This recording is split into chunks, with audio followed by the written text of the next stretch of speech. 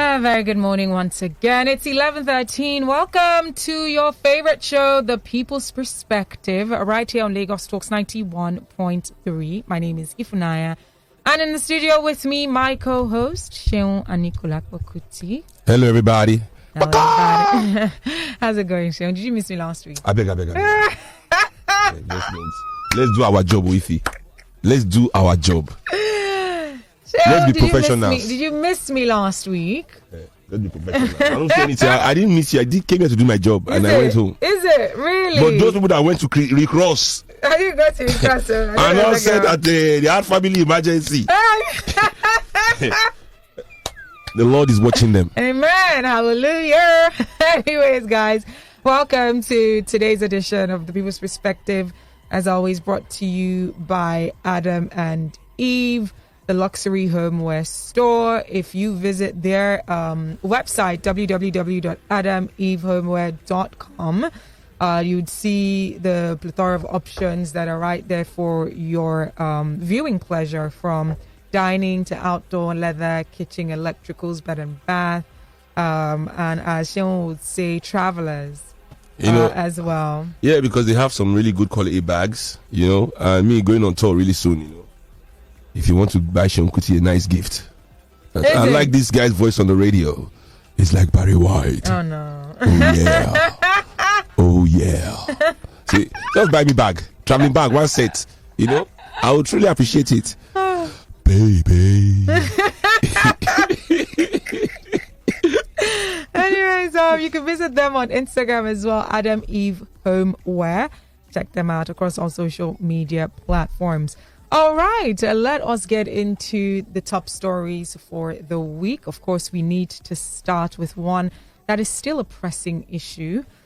On Monday, we did see a video released by an aggrieved mother who alleged that her daughter was sexually abused during the school's participation in the World School Games in Dubai, the United Arab Emirates. We're talking about Chrisland School. And so the mother came out alleging that her daughter Let me just cut in there, just real quick.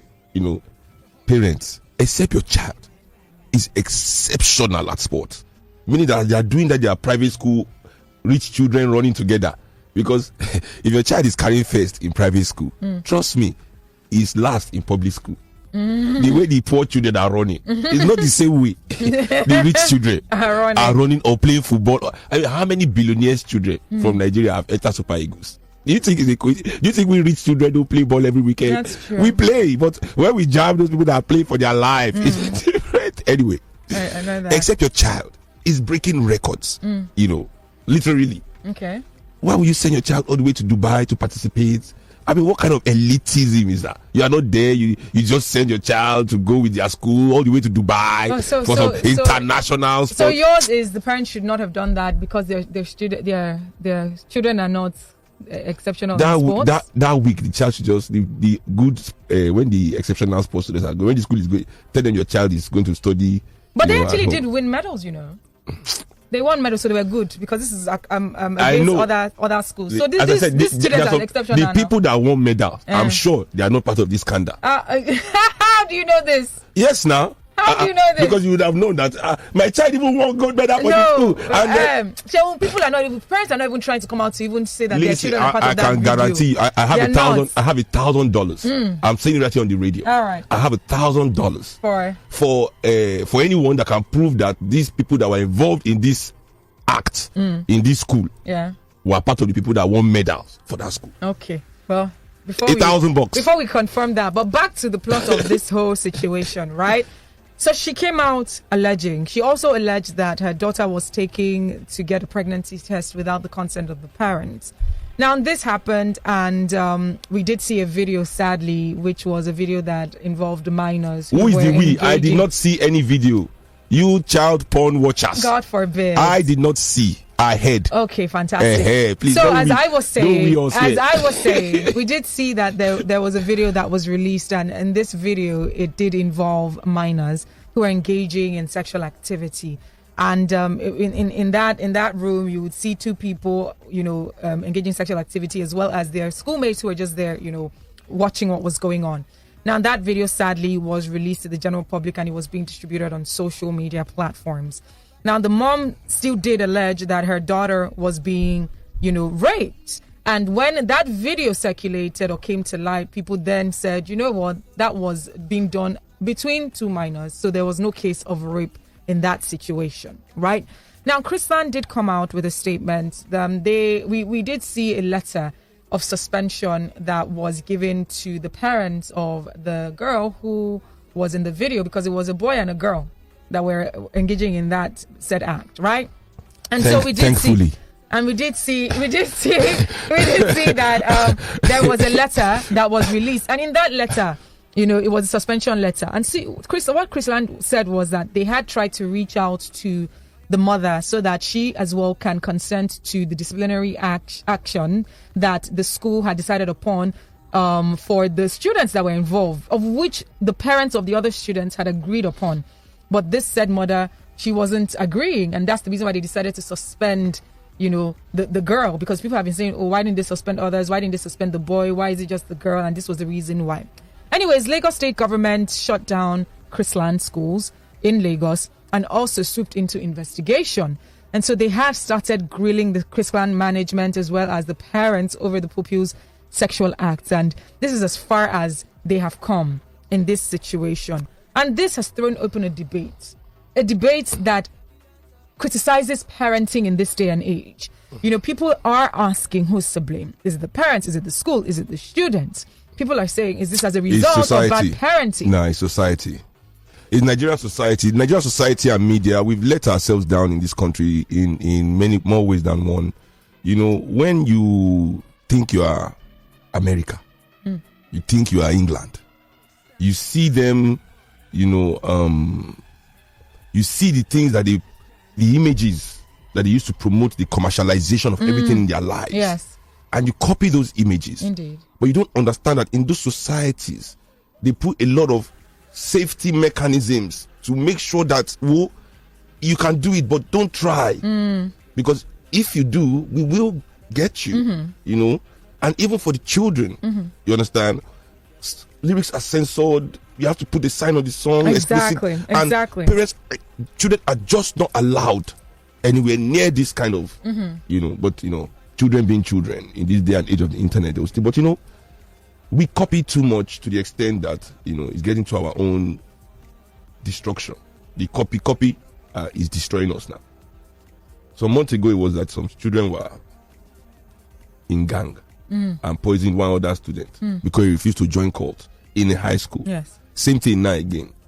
Funny enough, my daughter was in Chrisland. Oh, okay. Yeah, but as I always tell people, I work directly with the ancestors.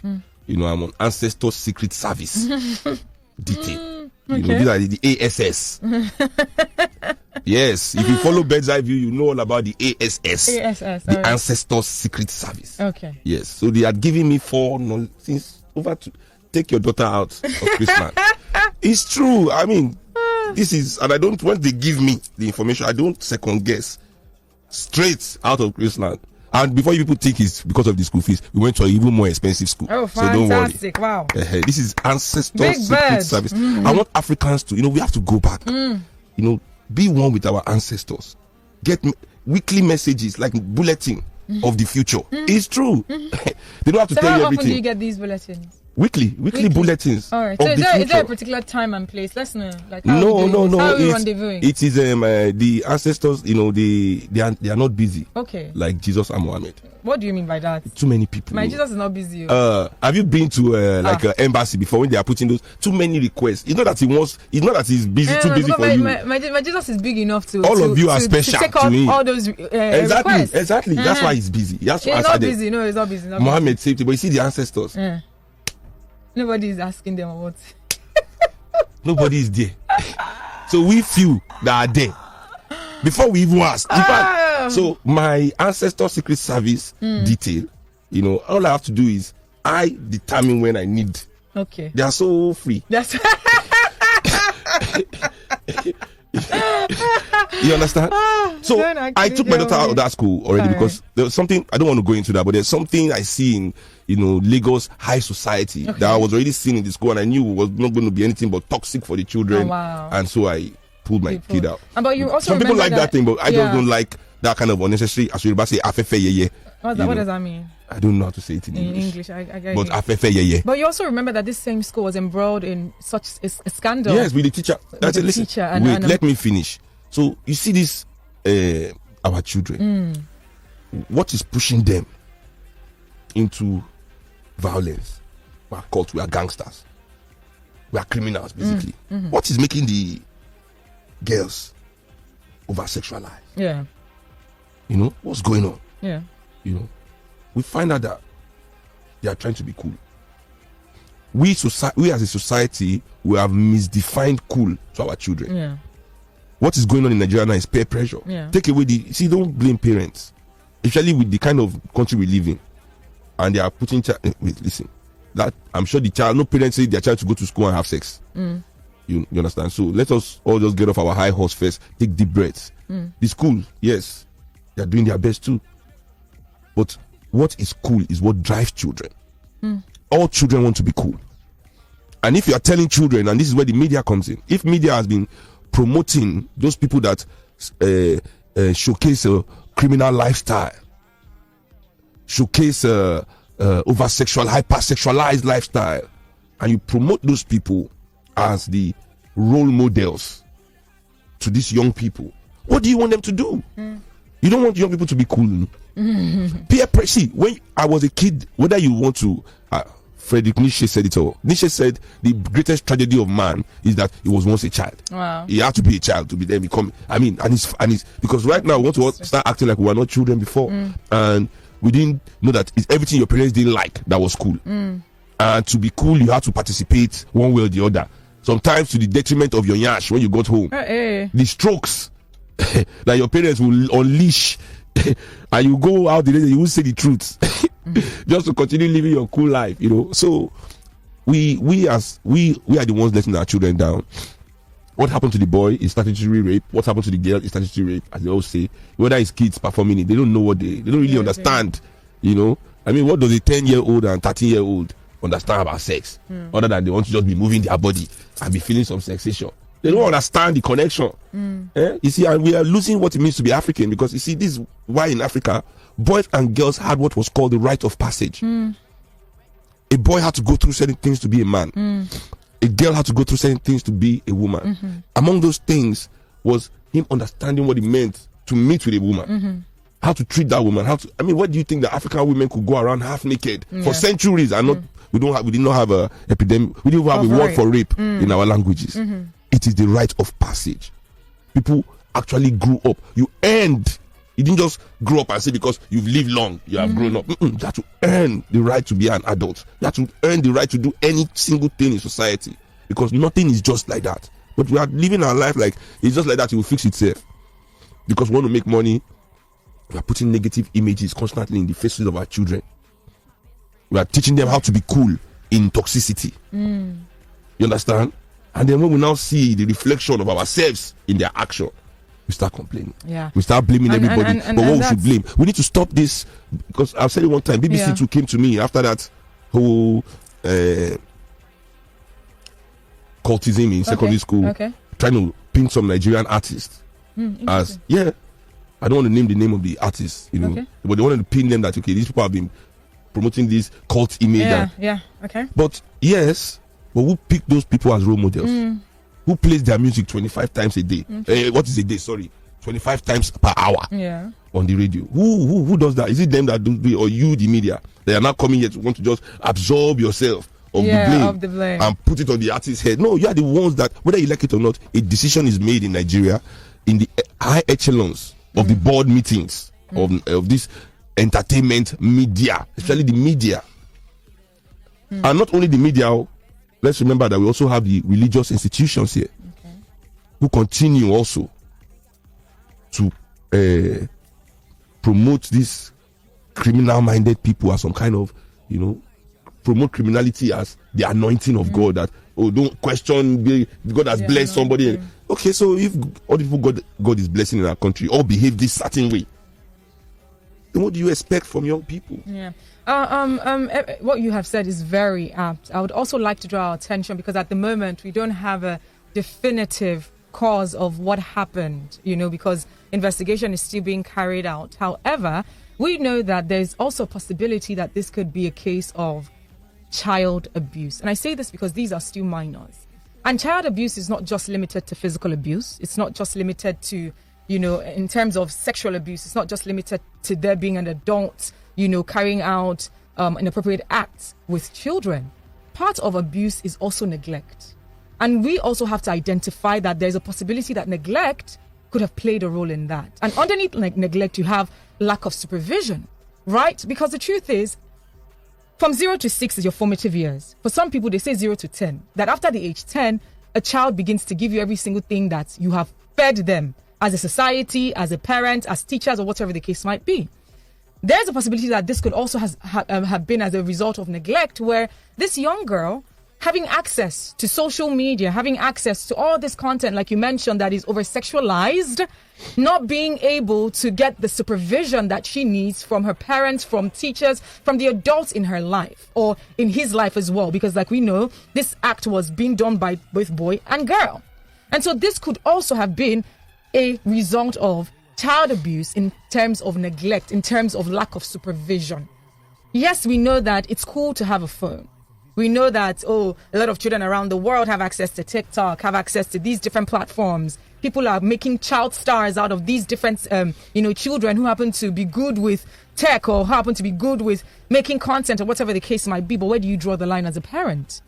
As a parent, we understand that you're trying to, make a good life for your children, and you're trying to go out there to hustle so that your children could be, taken care of. But where do you draw the line when it comes to ensuring that you are part and parcel of your child's life, what your child has access to, what your child is being fed, the eyes, the ears, the surrounding of the child as well?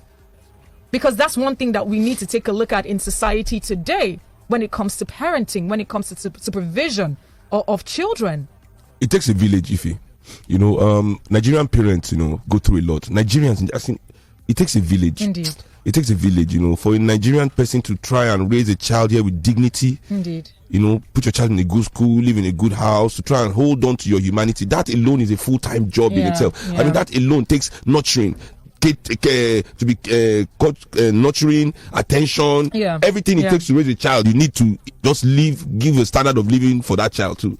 So we as a society, we need to help each other out more. We need to be more honest also, because many people, just to act rich, are living in serious debt. Sure. Because they are ashamed of poverty. There's a stigma to being poor. You understand? But I believe, as I always say, that the answer to the breakdown of public education is not private education. I mean, it was so clear during NSAS, but I'm amazed that Nigeria, a country with so many brilliant minds, that we couldn't see this, we couldn't put our finger on this, seeing the way the people that they call hoodlums, the ignorant, ran riots, as they said. But we have private school. What happened? We have to fix our public educational system, so that we as parents also have a say in how these schools are run, not just to drop our children with people and trust them.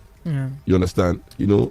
Anyways, please feel free to join the conversation. If you'd like to comment on this story that we have touched on, you can give us a call on 0809 234 5913, 0809 222 0913. You can also call 01 515 0913, 01 515 1913.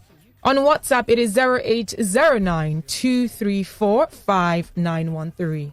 And on Twitter, it is at Lagos Talks 913. Please ensure that you use the hashtag #TheDishLagos. The People's Perspective. I'm definitely used to that hashtag. Use the hashtag #ThePeoplesPerspective if you're sending a tweet at Lagos Talks 913. This one is coming from listeners saying Afefe means vainglory. Yes, showing off. Show off. Yeah. Okay, someone also said razzmatazz. This one is coming from Bamidele saying, I blame Big Brother show for paying big money to people that are having sex on open TV. That is why children think it is cool to have sex with each other openly. Bamidele, I beg to differ, and I disagree, because all these things come with parental guidance. It's just like saying that you blame every adult content that exists right now for what's going on amongst children. And that's the reason why children need guidance. So if you're just blaming Big Brother, which clearly is rated 18, and these children are 10 and 13, I wonder what else we could possibly blame in terms of adult content. My issue is not Big Brother. My issue is society that takes people that have been in Big Brother and make them role models. Because when they leave Big Brother, that's if you leave them alone to go and stay in their house. And that's the reason why you parents turn them to superstars and role models and things like that. The reason why parents need to be careful to not allow their kids have role models like that. That's the reason why guardians as well should ensure that they do not allow their kids have role models like that. They shouldn't be glorifying that, especially in front of their kids. Exactly, it's true. But what in this country that we're living in, every wedding is the same music, is the same images. Every event you go to is the same music, the same images. Everything is the same, So I mean, what can the parents really truly do? And this is what we are saying is cool. This is what I'm saying again. Children just want to be cool. They have nothing else bothering them in life except being the cool kid, the coolest kid. Cool is defined by adults, not by children. Children just follow what we tell them is cool. So let's. This is coming from Cold Phase on Twitter saying Chrisland schools actually have serious programs for sports like basketball, football, and athletics.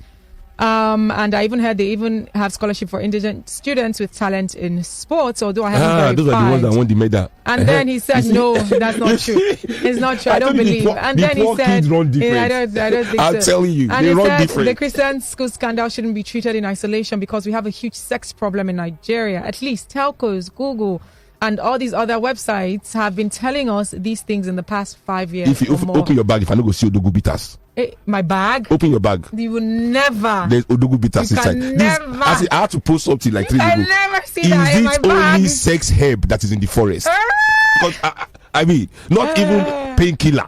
We have not even bottled painkiller herb. There's more than 500 brands of sex herb in Nigeria. I mean, that just, and you are complaining that children are doing something. When you come home as a child, look at your father's back pocket. There's alomo bitters. Never. No, not you. I said it just hypothetically speaking. Hypothetically speaking. There are some children in Nigeria, they come home and you see your father sipping on alomo bitters, action bitters. But the thing is, the quote unquote, those bitters, are they just directed towards? Yes, now. That, only that. Don't you see the adverts? I don't see the adverts, so I don't know. Because you have 2 Odogu bitters inside your bag. Ladies and gentlemen, if you have to open that bag, let me just tell you my guys. bag is not even here. But you already know where my bag is, Sheon. Inside that office. Go and open it and you see. No, I don't want to see inside your bag. I'll be heartbroken that you used your Odogu bitters and you didn't call me. That's terrible. First of all, I don't even know what that is. Secondly, I'm confused. We are leaving the people's perspective. If you come back to the show. But I don't know what that bitters is now. You see that it's teaching me all these things. Anyways, guys, we're going to be moving on to the next topic that we have for today. But before that, remember that the People's Perspective is brought to you by Adam and Eve, the luxury homeware store. We're going to take a very quick break. Right after that, let's get into the pardons that we have been talking about in the news lately. Stick around. All right, welcome back. It's 11:41. It is still your favorite show, The People's Perspective, brought to you by Adam and Eve, the luxury homeware store. And their vision is to inspire luxury living defined by comfort, elegance, and creativity. And they say that they do this by providing luxury lifestyle products with excellent and expert retail service in an inspiring space. And like Sheon says, the feng shui. Yeah, feng shui your life.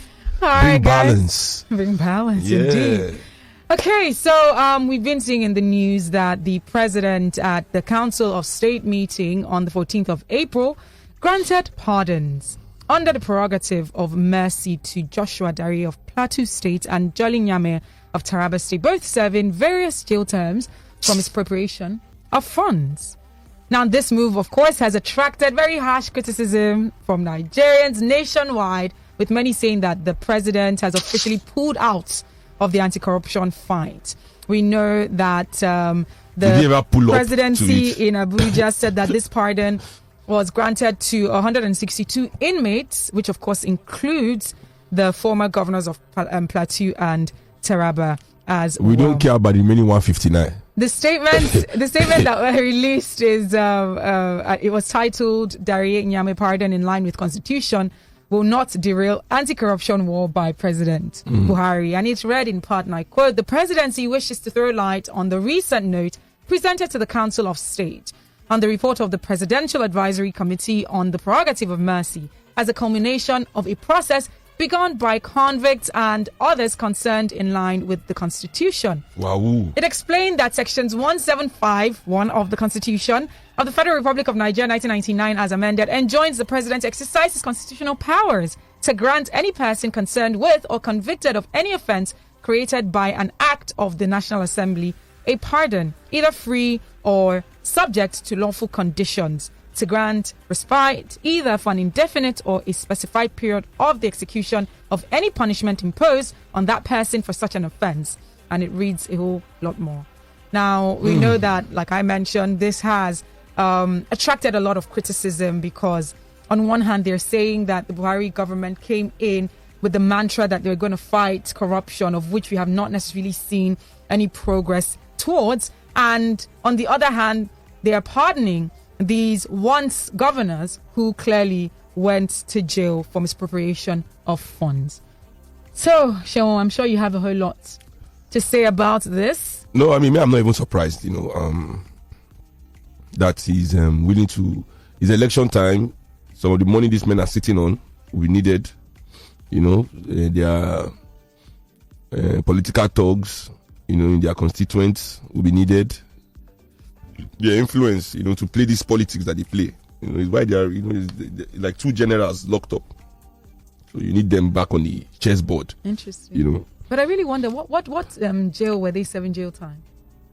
I think they were both in Kuje. Okay. It will not be Abuja, they will put them. Better prison. And can anyone actually even be sure confirm that they were in there? I don't like going that way because we can't prove it. Yeah, no, I'm just saying. I was like, can anyone confirm that? Any that would tweets, definitely any be... pictures on Instagram? I just went to greet my dad today. Hey, live in Kujai. I don't know, but what I know for a fact here is Dasuki has been in prison since Buhari became president. I mean, maybe give or take some few months.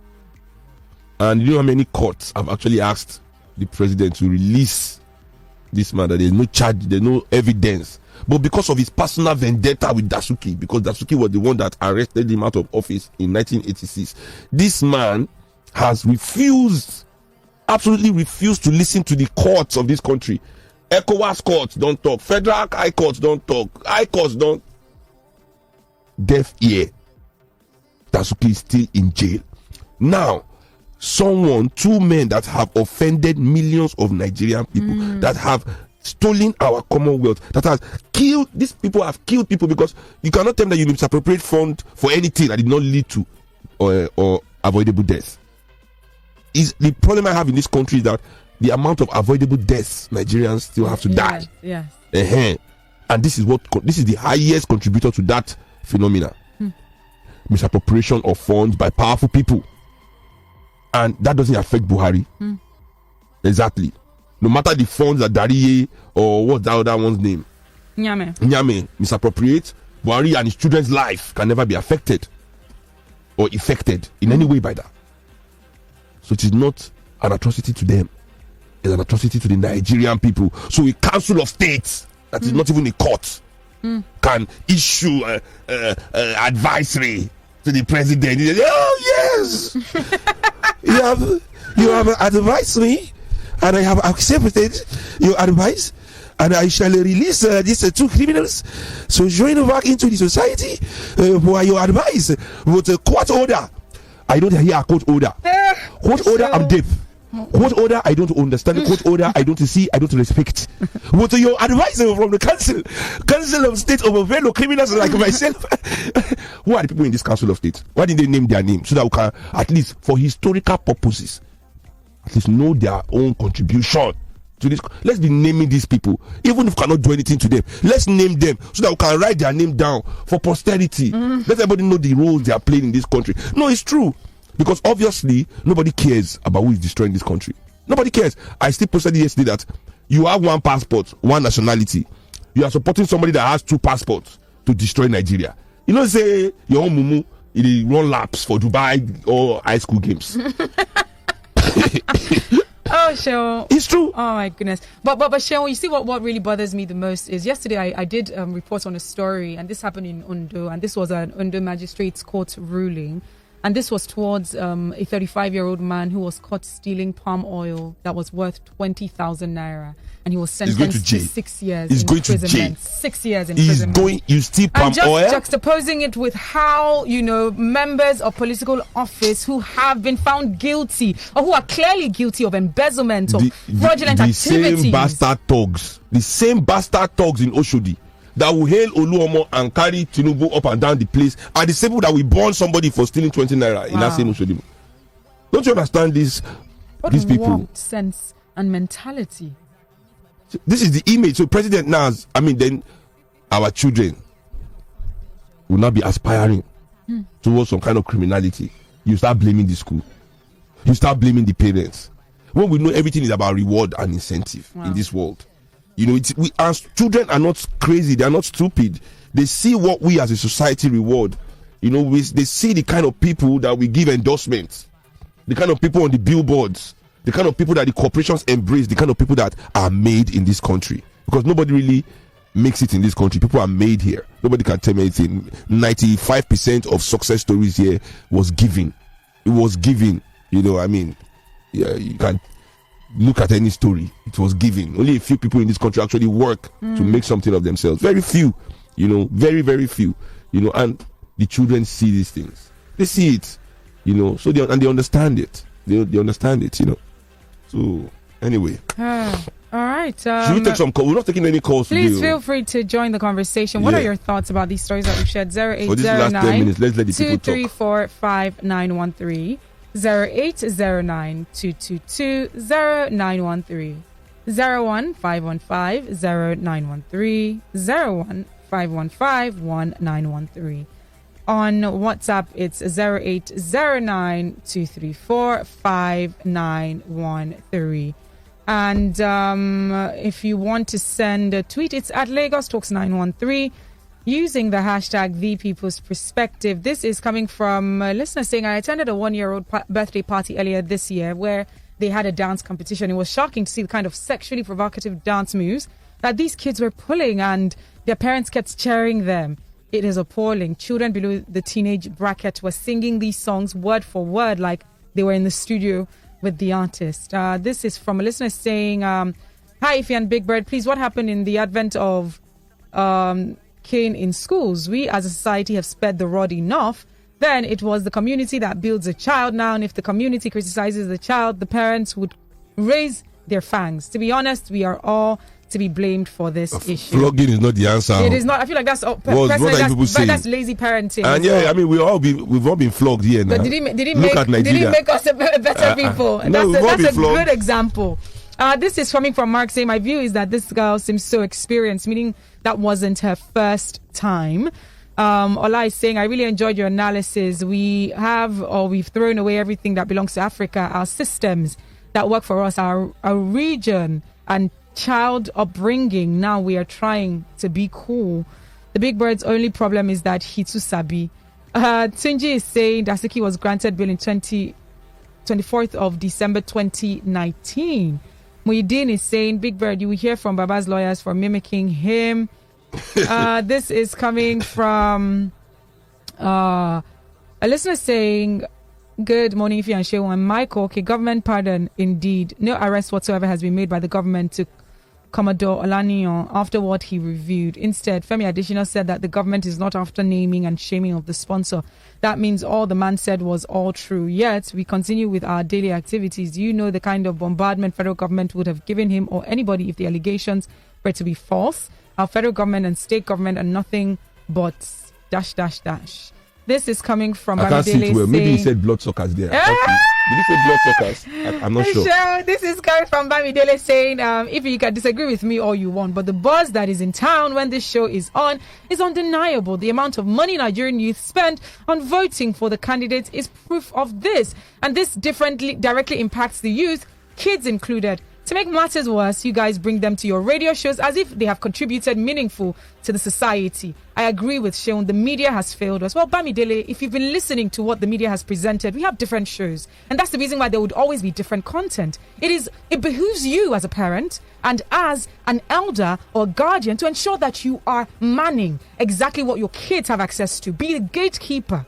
Okay, we understand that. Yes, indeed. And I do agree. It is a societal, should I say, responsibility. However, there would always be content for adults. That is something that is going to be never ending. But what is the age restriction? And what are you doing personally in your own sphere of influence to ensure that the age restrictions are being adhered to?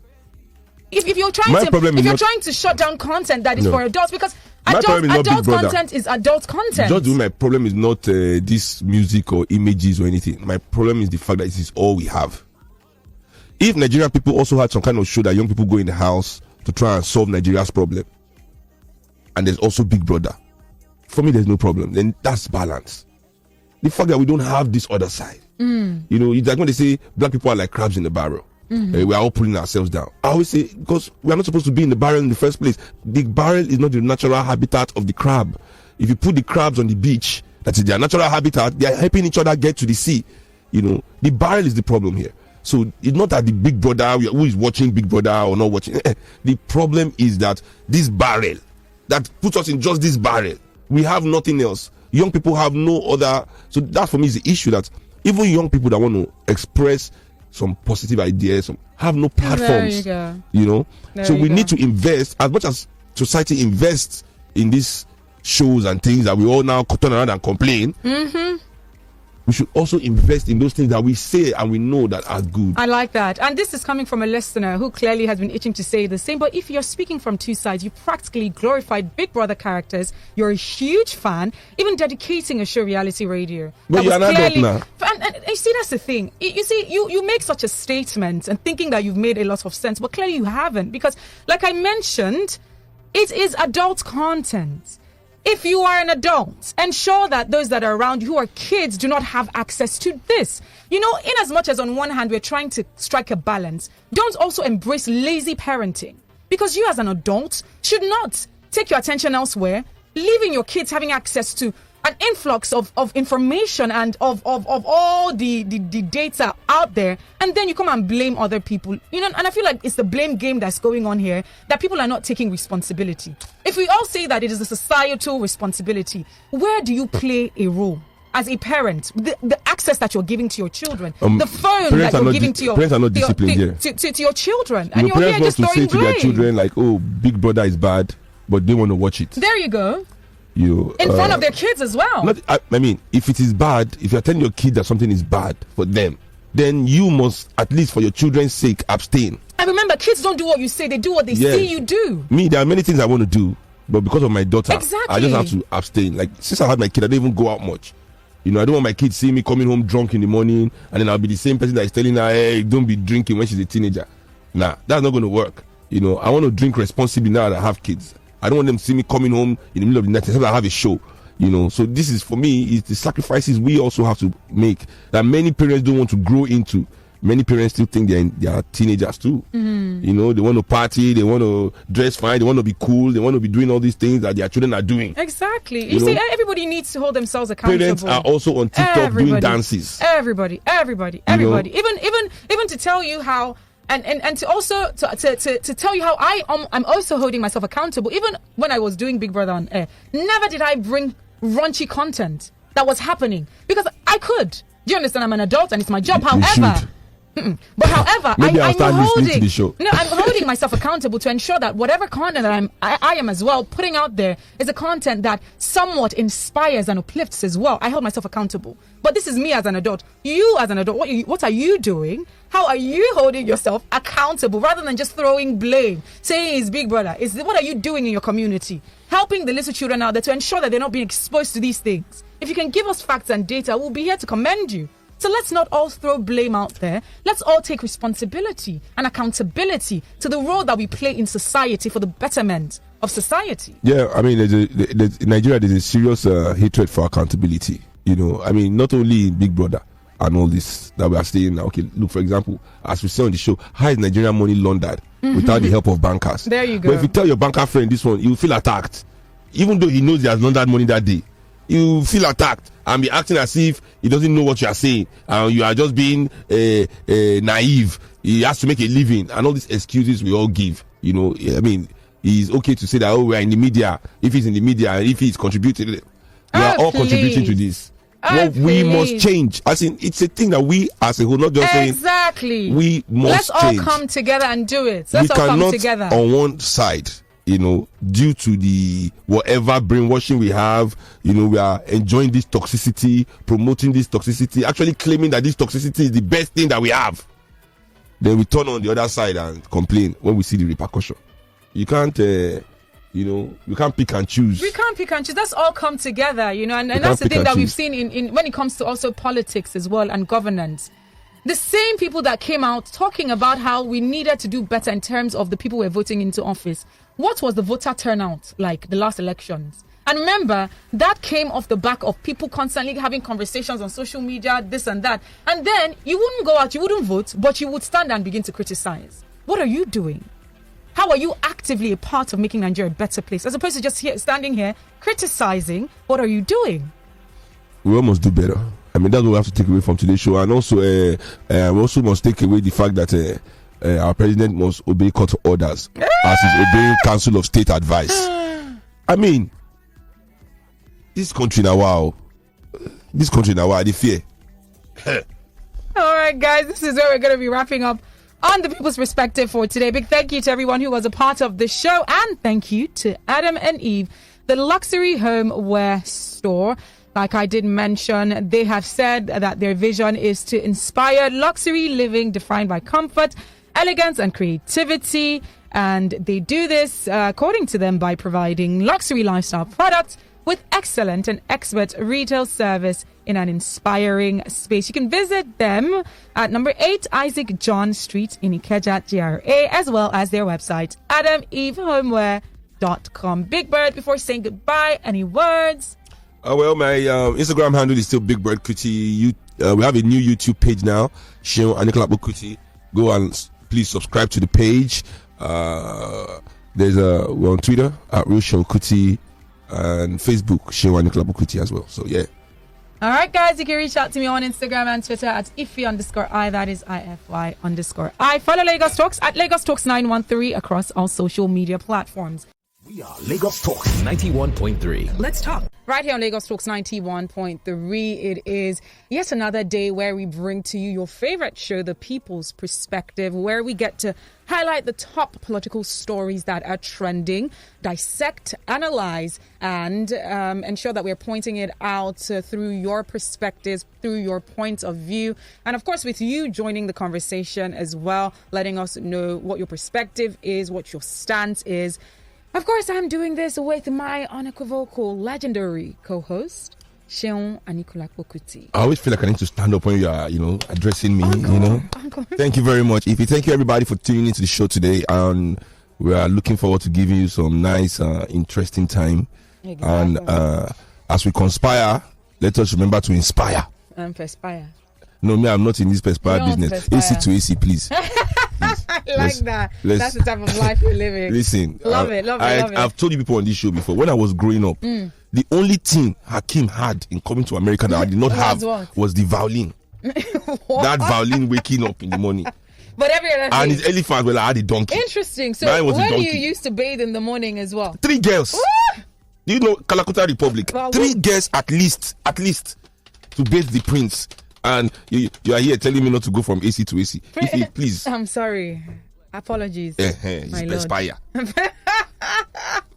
All right, the People's Perspective is brought to you by Africa's #1 luxury homeware store, Adam and Eve. The feng shui. For the feng. See, listen, balance. You can see our country. If you live in this Lagos, especially, El Rufai has said that all Lagosians should automatically go to heaven because of this stress. Imagine. They are making anyway. We deserve it. So when you go through that, before you go to heaven, that is sure for you, according to El Rufai, who has put in a petition to Allah on our behalf as Lagosians. Let us remember that you can create your own just little balance, just to recharge, to get yourself together, and the place to get that balance is Adam and Eve. Is Adam and Eve? Yes. And this is Sean's opinion. I mean, I'm telling you, you like take it or leave it. Take it or leave it. I don't want you to be looking back when you are 60 and cannot bend down well. And Sean told me. Regret should never be the case. That's all. Fantastic. All right. You can visit Adam and Eve's website, which is adamevehomeware.com, and even on Instagram, Adam Eve Homeware. If you get on the website, you would see an array of options from dining to outdoor to kitchen, even leather. There is a category focused on leather goods, electricals, bed and bath, living, and the list goes on. Don't forget the travel bags. The travel bags as well. Travelholics like me, the bag section was very interesting too. Yes. I like that. So go check out their website, adamevehomeware.com.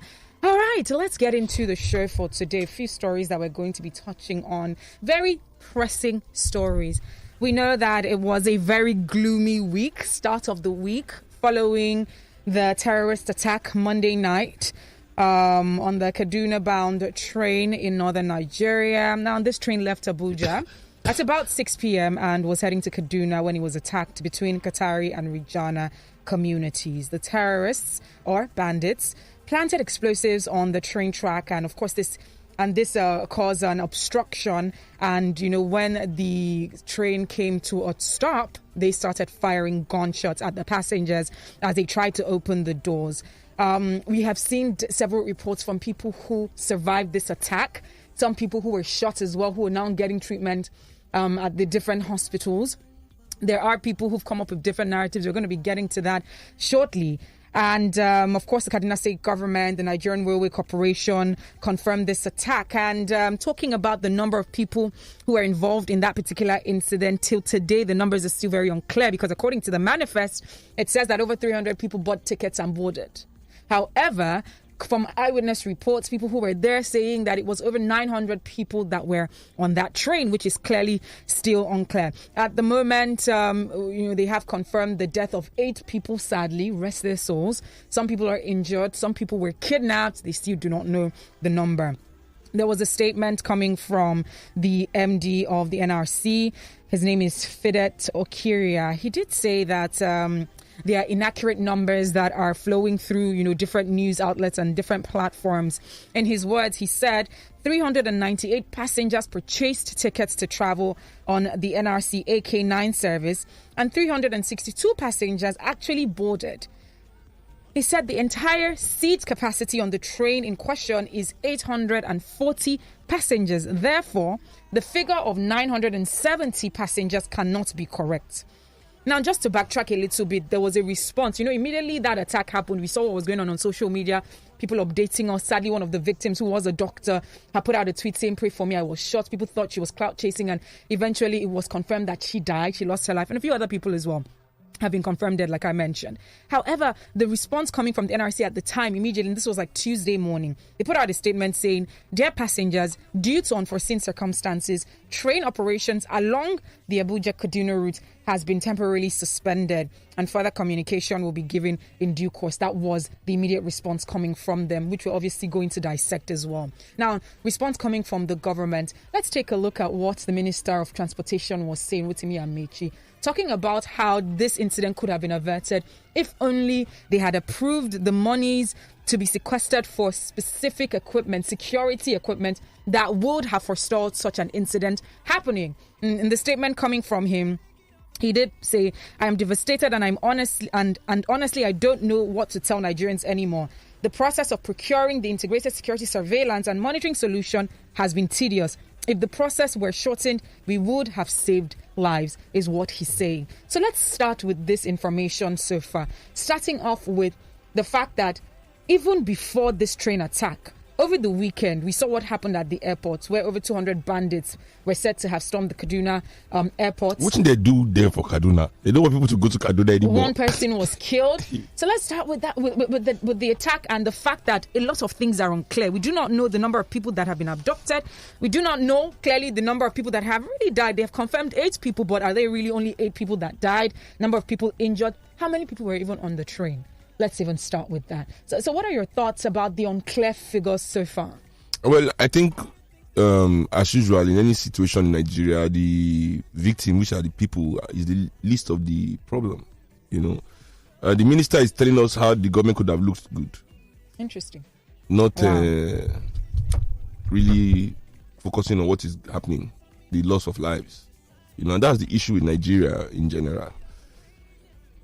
Everybody is willing to kill for everything except the development of Nigeria or for the people of this country. So you find out that right now we have so many violent groups operating in Nigeria.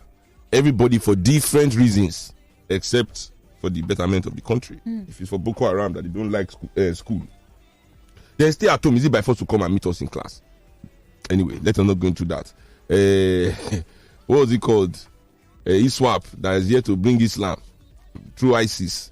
To all the different bandits that are headsmen that are killing for cow, farmers that are killing for crop, bandits that are killing for who knows what. But nobody is willing to die for Nigeria, including those that make the best, make the highest money and all the privileges they get, are not even willing to dedicate their own time for the things that make money for them. So I think that is what we're going through in this country. For me, it was incredible that the minister did not, first of all, look for everybody, every single human being, making sure everybody is accounted for. Are they all accounted for now? They're not all accounted for. Exactly, even up till now. I think our priority shouldn't be looking for who to blame, trying to open office quickly by telling us that there's 171.6 billion they should have given you. Wasn't that 3 billion? No, that's to repair. Wow. About 3 billion, but the whole security thing they were talking about, I said it was 71.6 billion. Oh my goodness. And it's in the budget, but he said they did not release the money. But maybe this will make the money come out quick. Wow. Who knows what's going on in this country anymore? So yeah, in general, this is what we've been I've been trying to say generally to Nigerian people, that we need to take ourselves seriously. So many people in this country that are hell-bent on taking away from us, from exploiting us, from extracting from us, they take themselves seriously. Nigerians cannot be less organized than their oppressors. We are sitting down here, our oppressors are, even in their in this feebleness, there's still organization. They are organized. We, the people that are going through these things, we are not as organized as them. So they continue to win with the most minimal effort. Before you know, they brought one group here, everybody causing havoc left, right, and center. I mean, we are complaining that people in the north do not even have enough to eat 3 square meals a day. Where are all these guns coming from? Who is buying it? It is a shame that we live in this country where there are certain people. Malami, who is the Minister of Justice, Attorney General, say they have the list of terrorist sponsors. They've not been named, yes. Neither have they been prosecuted. So what was the list for? Well, what we have been seeing is them graduating from their rehabilitation process. Did you see videos and pictures of that? Actually, this for me is another topic entirely. Wow. The behavior of this government towards the terrorists is like the behavior of an employer to a aggrieved employee. What you do to an aggrieved employee. And me, I've always said it, even from the time of Jonathan, when they started all this, he will come back and bite all of you, in the posterior. But Sheon, it's very confusing. If we take a look, and thank you for mentioning Jonathan's era, there's several narratives that have come from the onset of Boko Haram banditry and all that. There is a school of thought that believes that there are some unscrupulous members of government who wanted to somewhat discredit Jonathan's tenure. right? And then they started the issue with Boko Haram, and a lot of the political parties, the opposition, rode off of it. Like, look at what happened during Jonathan's time. You know, the funny thing about that Jonathan's time is it was a double-edged sword. And now it has become more rampant. That's why there's so much more violence. Indeed. Because many political factions have their own Boko Haram. There you go. You understand?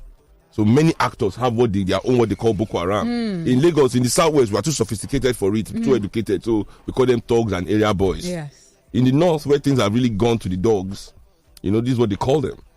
Jonathan made the mistake of thinking that it will cause voter apathy in the north. You understand? That was his own Boko Haram way. These people too, they had their own thugs operating to discredit the government. But who is paying the price on both sides? The people of Nigeria. I keep saying that nobody can tell me any group is coming out in this country to fight the federal government for any reason by killing Nigerian people. And that is simply because this federal government since 1960 has been the best at killing Nigerian people. Wow. So how can you now come and say you want that government to listen to you or bend to your will by killing Nigerian people too? Is it at least, no matter what they are claiming that these bandits have done today, no bandit has done what the Nigerian army did in Odi. Wow. No headsman, no terrorist has done what the Nigerian army did in Zaki Biam. This is our own army. So what stops people that can do that to the people of Odi and Zaki Biam? Then they can catch us and complain that it's official. Yapu uniform. Who knows what is going on really in this? Has Nigeria declared war on Boko Haram, really, on terrorism? Because we know how. Because they've declared war on we the people. And we know how this military and police treat us in this. Just last week, Thursday, on my way to the island, I still got into confrontation with police. Wow. A month ago, one policeman actually cocked his gun at me. This is an unarmed person, a citizen in this country trying to... That is the level of aggression the security operatives of this country have towards the people. Yes. Where is that level of aggression towards the... insecurity and Boko Haram exactly. and the real enemies. Really. So let's aim the degree of aggression. Unarmed citizen, not a criminal, not a terrorist, just trying to ask you question, you cock your gun at him. That is the level of aggression in these people. But it comes to now, criminal terrorists with gun actually killing innocent Nigerians. Now there's no form of aggression. Just some tippy-toeing around. When will the Nigerian army announce the invasion of Sambisa forest? The complete invasion of the forest. Like we are invading. Like, the way Russia has entered Ukraine. Yes. When will Nigerian army roll all our tanks into that forest? They say it's too big. Wow. It's bigger than Nigeria. And for how many years? You have not been able to explore. How big is this forest that we cannot, with all the drones and planes and everything? From the onset of Boko Haram in Nigeria, for how many years? If it's that big, the people coming to the town from the forest? How long is it taking Boko Haram to travel from the forest to the towns? And packing them in numbers and even abducting people. Exactly. So that you should know, because of distance times time is equal to speed, right? Speed divided by time is distance. You should know just by simple maths how far into the forest people are coming from. So we all know all these excuses that have been given because there's no... Now, look at how many times have terrorists killed people in Nigeria. They have killed people. In this year alone, there has been more than 100 terrorist attacks in this country. Every day, news stories. United States, Kaduna, this one, that one, Nasarawa, this one, every day. Maiduguri, attack every day. Have you seen one minister visit these towns or villages where they have killed people? But one train spoiled now. One train, minister is there. Our train is spoiled. Wow. And we told them to protect our train. It's 71.6 billion. Their mentality is always to put things over people. And that's what is wrong with Nigeria. And they train us to make us to appreciate things more than our brothers and sisters, just for the change that they will give us. This money, not as if we are using it to do great things, that we are building a nation that, okay, you want to take money so that you can engage in this. No, exactly. We are taking this money just to buy things. All of us want to buy fine things. For these things, we are allowing millions of Africans to die. And that's what they like. That's why you can be here, because the train has been destroyed. If these people were trekking, and the terrorists did exactly what they did now, and they were trekking on the road, he's the Minister of Transport. Road is part of transport too. Of course. All these things happening on the road network. Amechi is involved. You should take note. My roads are not safe. Never there. But they don't spoil the train. They have spoiled his train. Is there. Why would spoil my train? Now, Sean, I think another thing that is very alarming, which we did mention or sort of touch on, is the incessant attacks on this particular area, Kaduna. Is there a possibility that there's a set of people or faction that is trying to make a statement? What does Kaduna symbolize? Why have there been these different attacks, particularly on that particular area? Is there any sort of power tussle that is going on? Is there any sort of symbolism that might carry? We know very well that, maybe we don't know very well, but many people in Nigeria don't know that when there's terrorism in your country, you get what is known as military aid from America. Fantastic. America gives a lot of money to Nigeria to combat terrorism. They give a lot of money, EFCC, NDLEA. These are places, they're also sponsored by actually racist American think tanks, come up with this apparatus that they put in our country to treat us anyhow. Anyway, that's aside. Now, we have to understand that some of these governors, the temptation is there to want there to be violence in their states so that they can tap into this military aid money. It's a lot of money. And if you are undergoing, so this thing is multifaceted. There's so much. Wow. I mean, Kaduna is Kaduna, right? And you can see El-Rufai today in his speech is saying exactly what I'm saying here. And he's saying it, but he's saying it in their own way. He says, maybe if he said the bandits are doing business, that's why the government is not attacking them. They are businessmen. He said because they're not doing like Nnamdi Kanu, who is talking cessation. He said the bandits mentioned that they want to break away the North. You understand what I'm saying? This is from El-Rufai himself, the governor of Kaduna, that the bandits are saying they want to take away the North. Maybe the government will take it serious. Wow. But because they are businessmen, so who are they doing business with? Because businessmen don't exist in a vacuum. Businessmen have interests. They have partners. Right? So this is from El-Rufai himself.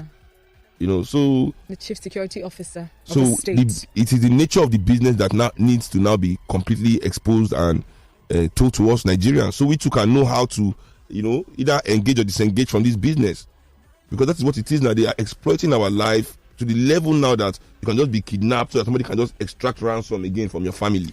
But I wonder, because we've said this several times, that this thing called what's the name? What's the word I'm looking for? Corruption, exactly. This thing called corruption, it's not peculiar to just Nigeria. It's around the world. Yep. And you have mentioned several times that a lot of these Western countries or European countries, they're corrupt for themselves. So yes, they might dabble in corruption, but towards that, they know that they're protecting their people. So why is that there a difference between the West, Europe and Nigeria? Why have we not, over the years, developed at least that a little extent of value for the lives of our brothers and sisters, even if these political office holders can still steal from, the national coffers? What is that difference, and what has developed that difference over the years? I mean, looking at America is a good way to see this. So when we say that Americans are corrupt for themselves, what do we mean? All this lobbying and everything they do that they call lobbying in their country, all the policies they create, the insider trading. Look at the whole financial crisis of 2008 and how they stole 10 trillion from the world. America's budget every year is about maybe $1.7, $1.8 trillion.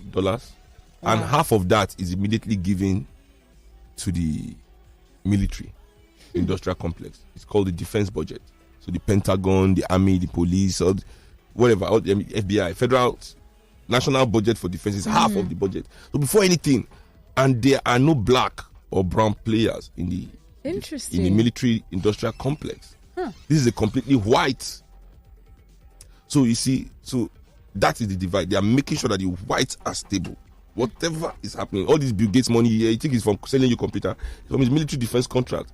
Jeff Bezos' money is not from the fact that you buy something from Amazon, it's because the military uses Amazon for logistics, delivering. This is where they all have their money coming from. That is what they are plugged into. You understand?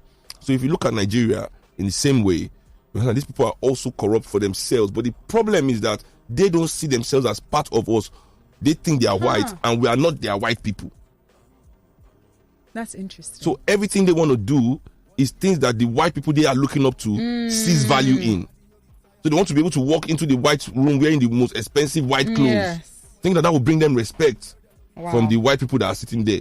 Think that will make them know that these white people will make these white people think that they are civilized. So could this be an aftermath of the psychological effect of slavery, racism, and the list goes on and on? If till today they are still trying to pander to those people who clearly they're not a part of. What many of us don't understand is that, many of the people ruling us in Africa and Nigeria today were all agents of the slave trade. So this is what they've been doing since the time of their forefathers. They're the ones that destroyed our original society, betrayed the original kings and chiefs, and were replaced by these white trained agents, who believed then that European things were better than African people. They wanted to sell their brothers for mirror, jean, textile. You understand? Now we have their great-grandchildren selling us for Rolls Royce and champagne, and it's the same mindset. It's the business they've been doing for at least 2.5 centuries. Wow. You understand? Right, so it's a business kind of thing for them. Let's take some calls. It is, of course, the people's perspective. We need to see things from your perspective. What are your thoughts, particularly focusing on the tragic incident that happened Monday evening, which was an attack on the Kaduna-bound train that was coming from Abuja? Lives were lost. People have been abducted. It's still very unclear, the specific numbers, but at the moment, 8 people have been confirmed dead, arrest their souls. What are your thoughts about this? Please feel free to join the conversation. Lagos Talks, good morning. What's your name? My name is Manuel. All right, welcome. Let's hear you very quickly. Join the conversation. Joe. How you do? I can't. Oh, you can't really hear? Yeah. Okay. Wait, I can hear you now. Okay, I just want to quickly say that I need to go to that shrine to go on, because it's like that would be a better place. They kidnapped my uncle. He was going from Benin to Bayelsa. He's a journalist. They kidnapped on Sunday. They're asking of 15 million. This is getting more real. Wow. That's why they kidnap each other these days, though. If you be careful, I think on your way, I can kidnap you today because I'm looking for money. I mean, if you kidnap me, I'll be safe. I'm sure I'll be safe. Why would people just be going around kidnapping other people? Can you imagine? And nobody's doing anything about it if they're not involved. It is on Sunday. They called the wife that we should bring 15 million. And some of these things are paid by transfer to somebody's account. Yes. I think it's crazy. So the money trail is very clear. This channel of kidnapping I think it comes from the top. All these politicians know what is happening. Can I burst people's bubble?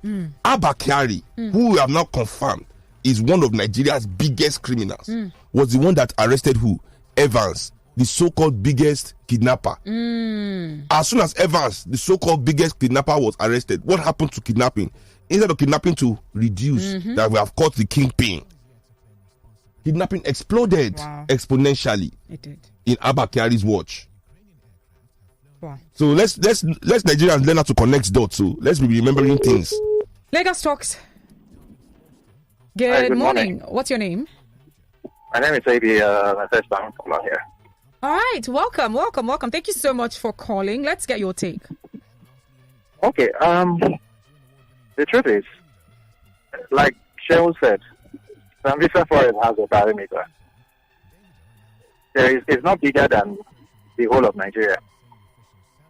People come up with very simple technology for surveillance these days. In drones that can fly as much as 5-10 miles without having to recharge the batteries. So the Super Tucano that we said we spent over $1 billion purchasing, as if that would have been the solution to the problem. How is it that the Super Tucano is not even doing anything? It's bombing some innocent people in Chad and Niger Republic by mistake. So it's mind-boggling that even when Amechi went to the scene, the first thing he mentioned was the amount it will cost to repair that rail. The third thing he mentioned were the human beings. In order of priority, clearly. Were the human beings. So he put those things first. He did not even know the amount of human beings. Let's be sure. He talked about it, but he didn't even know what he was talking about when he came to the human beings. But for the money side, he was sure. But the human being side, he did not know anything. We don't know how many parts. We don't. I don't. Good afternoon, my people out there. Let's take this one. This is coming from Joy saying, "Good morning, Ife and Sheon. Thank you for the song you played at the beginning of the program." You are welcome. Yes, but the rest I can't really understand. This is from Chifudo saying, good morning, Ify and Chiyo. It's a shame that the military knows where bandits are and Malami has lists of sponsors instead of going there and taking them away once and for all, which is cheaper. We are busy beating around the bush, talking about surveillance equipment and the way Mr. Amechi is pushing for it. He's making me suspect him. Adeyemi is saying it's from you, not be talk about. Exactly. Adeyemi is what that money be? 71.6 billion. Good morning, Ify and Chiyo. Mr. Fafi arrange boys. Security personnel in this country has never been so bad. Let us analyze it critically. How do you think that we have all the security agents and the bandits will attack the airports and train in broad daylight and no counterattack? Banditry is a very lucrative business in Nigeria, and there's no doubt that our top security personnel have not been involved. The subordinates will only follow the order of the bosses. The only solution based on my thinking is for the National Assembly and the House of Representatives to sponsor a capital punishment bill for whoever is involved directly or indirectly with all this nefarious. My own is that the north is landlocked. There is no way arms and ammunition is getting to northern Nigeria without going by road in this country. How are all these arms going from the ports in the south to these people in the north? This place is landlocked. I repeat, is landlocked. How are they getting resupplies? There must be a supply chain. Why is there no investigation into the financial operations of the richest people in the north, the northern politicians? Their finances should be under constant surveillance. Businesses and things like that should be under constant surveillance for us to be able to find out where this. Follow the money. This is criminology 101. Follow the money. Guns are not free. A rocket launcher is not free. No, I mean, is this somebody that is donating it to them as tithe? Like tithe? I don't understand, because even though the person is donating it, the person has to buy them from somewhere. Exactly. Someone still has to bring it into this country. Someone still has to take it through all the whole checkpoints. How come it's only we innocent Nigerians that police stop in checkpoints? And you know what? How are these things passing through these checkpoints? We should also mention that our intelligence in Nigeria in terms of law enforcement is not as inept as people actually think. They are very good. They are very, very good. When it comes to putting eye in your business, the Nigerian intelligence service, they will do it to the T. Go and ask Dasuki. Go and ask him. Well, if they release him, ask Nnamdi Kanu. Where did they catch him? Ask Igboho. But these people know what they're doing. If they tell them to do that job, that's not the job they're giving them at the moment. They're highly skilled. Because listen, Nigeria, we have no, all this NSA technology that's not being exposed, that the government cannot listen, that they check. Nigerian government has invested in it since Jonathan's time. It's an Israeli company. The first bill that they gave them the first budget was $40 million for internal surveillance. First time, imagine what they have now. Wow. So every phone call, even me says sometimes they are so bad that I start hearing them that they are listening to me and my manager will start laughing. Oh, wow. The call. Because we know they are listening to everybody. They are on everybody's Facebook. Wow. This is the truth, All right, this is from Adedeji on Twitter. By the way, please use the hashtag People's Perspective on Twitter. So it's at Lagos Talks 913. Use the hashtag The People's Perspective. There has to be a THE in front. Adedeji saying those who invite and pay foreign bandits to prosecute their political goal, to threaten, intimidate their opponents, and to win elections in the northern part should be arrested and prosecuted. Amechi by now should have resigned or been fired for making excuses for failing after billions of naira was borrowed to build the train infrastructure, and this is what billions of dollars. Where is the billions of naira? Billions of dollars, hundreds of billions of naira. Welcome back to The People's Perspective, brought to you by Adam and Eve, Africa's #1 luxury homeware store. You're supposed to always come to give you the feng shui. Yes, no. Okay, I just thought we were going to, because you're always attacking. Because you will come in from there. Let's feng shui your life. Let us feng shui your life. You can visit them on their website, adamevehomeware.com. They have a variety of options to turn your house into your abode, your place of solace, that place that you love to, or you look forward to going to, because it has everything that you like.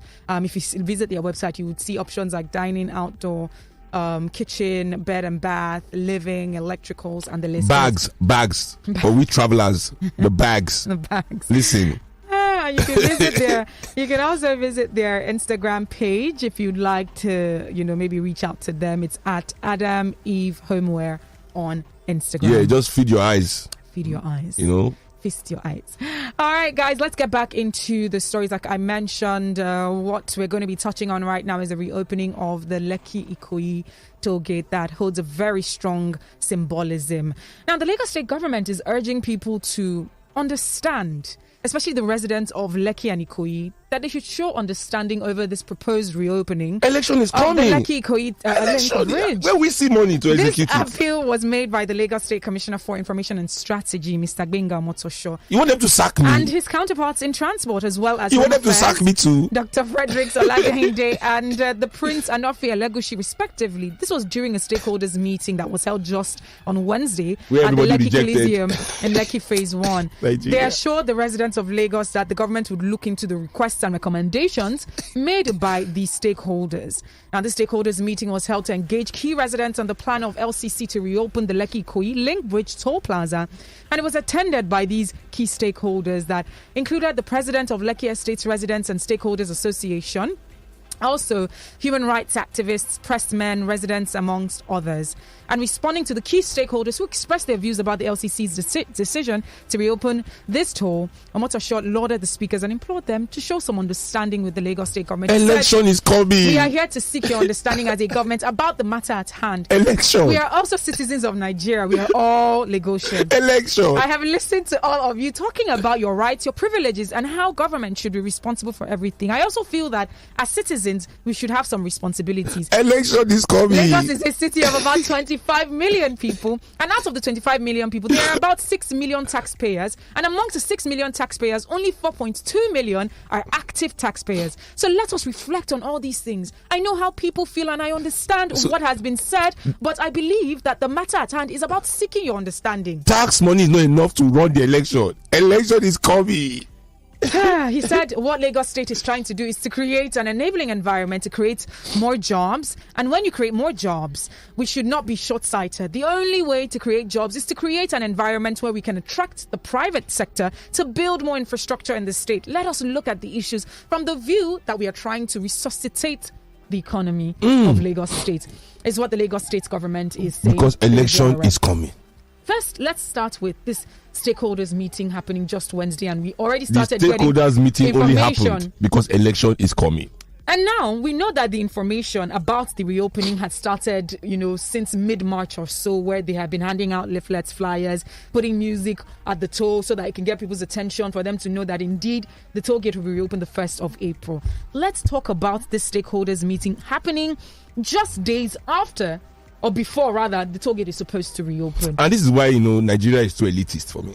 Why is it only Lekki residents that have a say in the toll gate? Are they the only ones that use it? Are they the only ones that use it? I mean, do I have to live in Lekki to have interest in Lekki as a Lagosian? What if my girlfriend is living in Lekki? What if I'm divorced from my wife and my family lives in Lekki? And what about people who work in Lekki but they're coming all the way from I'm just other saying, parts of Lagos? So when they say well? stakeholders, it's an elitist statement like let us big men discuss among ourselves on this election year how we can stop quarreling so that we can win this election again. Basically, that's what now coming to work, I did see a heavy police presence at the toll. Yes. We saw several cars, police people on standby. And I wonder why there's no, you can never find such presence in Sambisa Forest. Interesting. That's the only thing we want. We want heavy presence like that always by the train stations, but in the airports where, Well, anyway, we will not have that. But what I want to say to young people is, as Nigerians, is that we have to understand that one of the main duties of the oppressors of Africa, one of their own game in this, one of their own job description in this global world, world of global white domination that they signed up for, that they are agents of, is not only to make our resources open to exploitation and extraction, but also to kill any kind of love we might have for Africa, so that African children will be willing to serve their oppressor.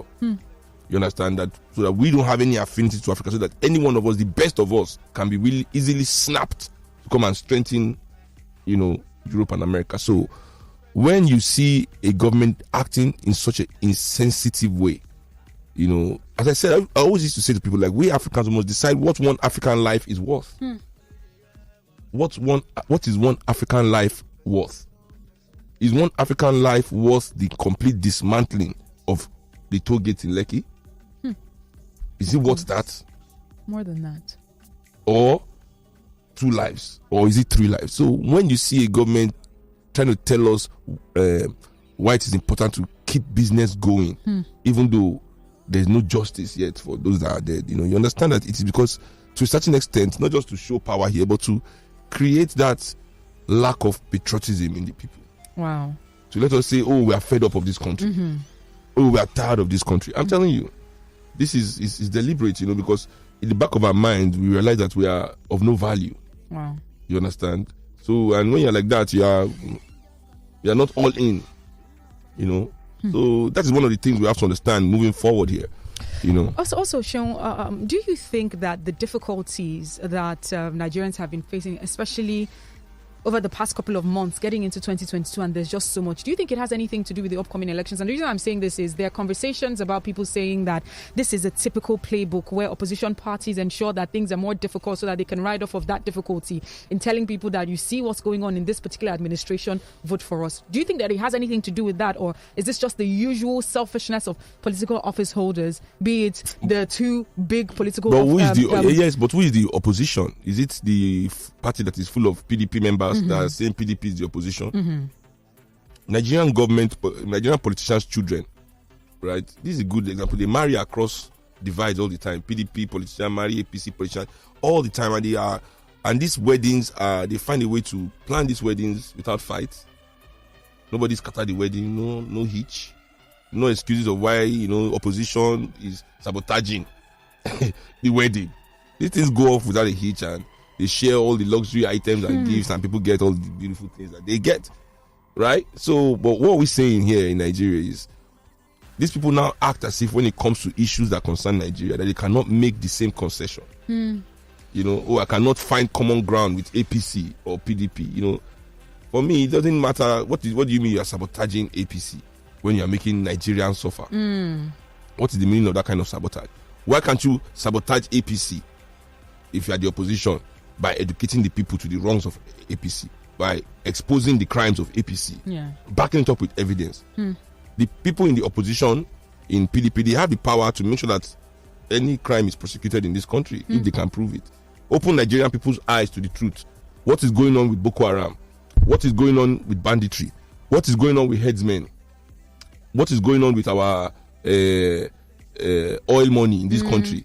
If any party tells Nigerian people this truth, exposes these actions, paints the picture to Nigerians of how it's going to bring solution to those things that it has just mentioned, why would anybody be waiting for them to sabotage? We already know that Nigeria is hard. What sabotage? You see, this kind of punishing, this kind of ideas is why I say we as a people, we need to organize ourselves. We cannot allow this kind of people to be more organized than us and expect us to move forward one step.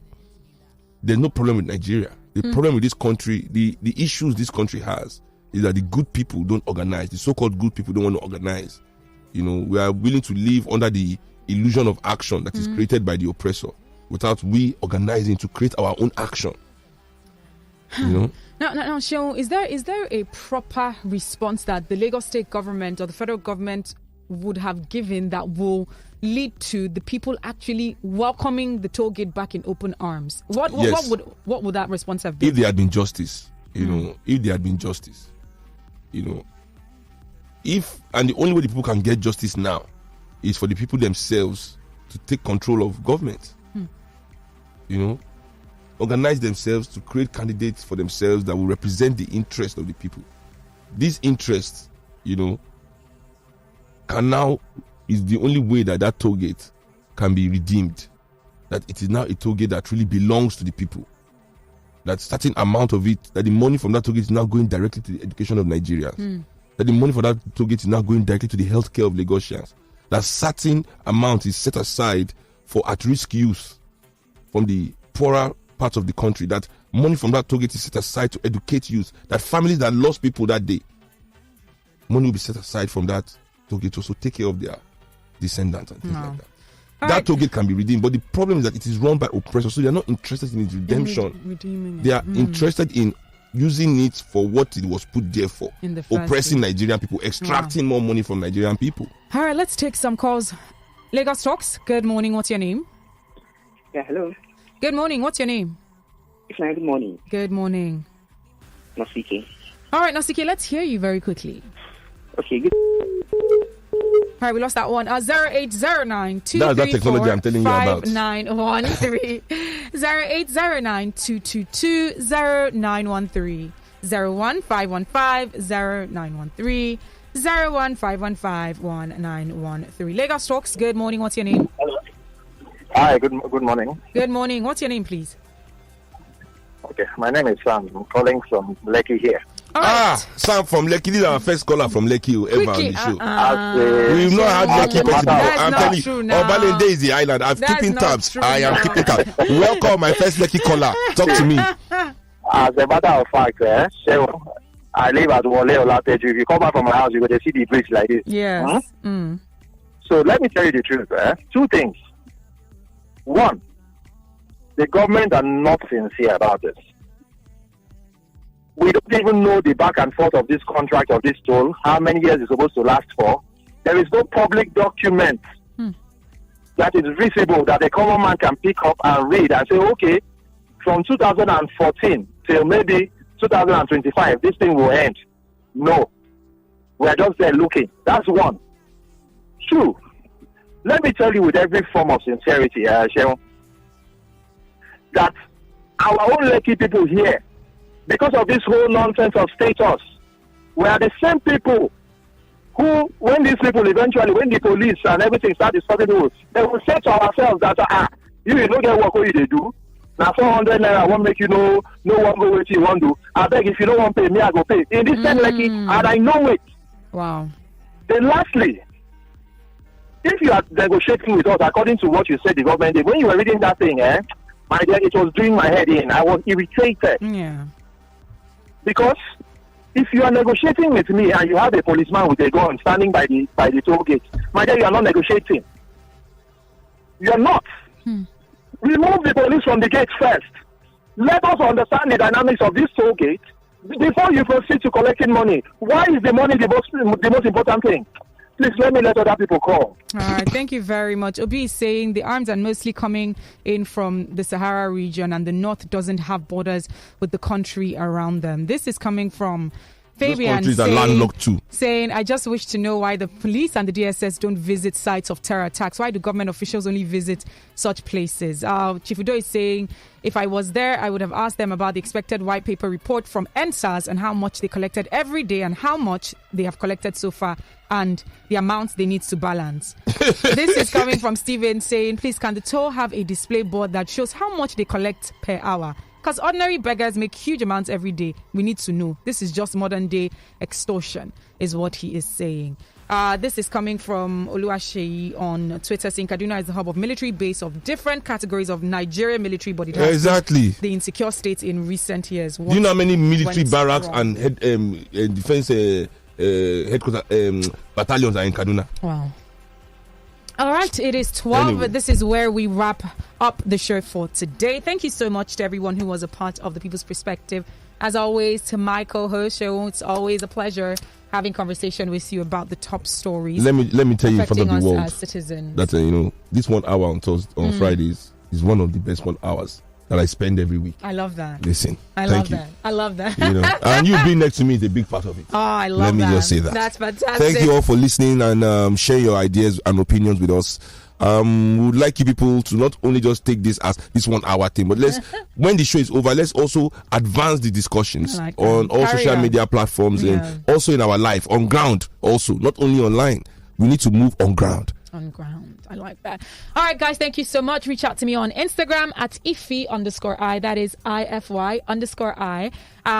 Follow Lagos Talks at Lagos Talks 913 across all social media platforms. Seun, did you share your Instagram? Oh, it's Big Bird Kuti on Instagram, Seun Aniklabo Kuti on Facebook, and the real Seun Kuti on Twitter. Twitter is back here, so I'm tweeting normal. The conversation doesn't end here. Amazing content for your listening pleasure. So please ensure you join every bit of the conversation. A very good morning once again. It's 7 minutes past 11 this fantastic fun-filled Friday. Welcome to the Midday Show with me, Ifunaya. This is Lagos Talks 91.3, and of course, what happens every Friday from 11 a.m. If not your favorite show, The People's Perspective, brought to you by Adam and Eve, Africa's #1 luxury homeware store.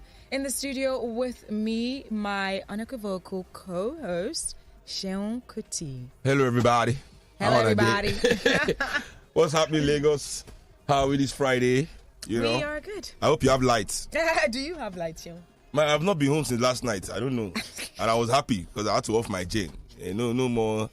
No diesel to burn last night. So it was good to leave the house. Yeah, it's been tough. But I think it's somewhat normalized in my area because it was so terrible. Last week was terrible. It was just so bad. And then amount of petrol that you're burning. No more, but the amount of electricity, the amount of hours we have light has reduced. Exactly. We have light now. Last week but compared to obviously last week. Yeah. Since they've brought it back, it's not the same. Not that we were happy before, but now we're even more unhappy. Sadly, we have to make do with what they are giving us, Abi. Nigerians shouldn't have to make do. At the moment. We shouldn't make do. We shouldn't make do, but we are African people. What is going on right now is this is the number of hours that we have in electricity, sadly. We must normalize demanding for the best. We should. For one reason and one reason only. Why? The people that serve us, we give them the best amenities. Fantastic. To serve us with. Okay. You want to try the president G-Wag? Wow. We can't. We cannot compete with that. Come on, fam. We cannot compete with that. You want to try that G-Wag? We cannot compete with that. The swag. The swagoo. Before President Buhari won the election, look at his cheeks. After the election, now, 7 years into president, go and look at his cheeks. There's a clear difference. We demand such cheeks. We the people. We the people also demand that our cheeks be rosy. We just demand that our cheeks be rosy.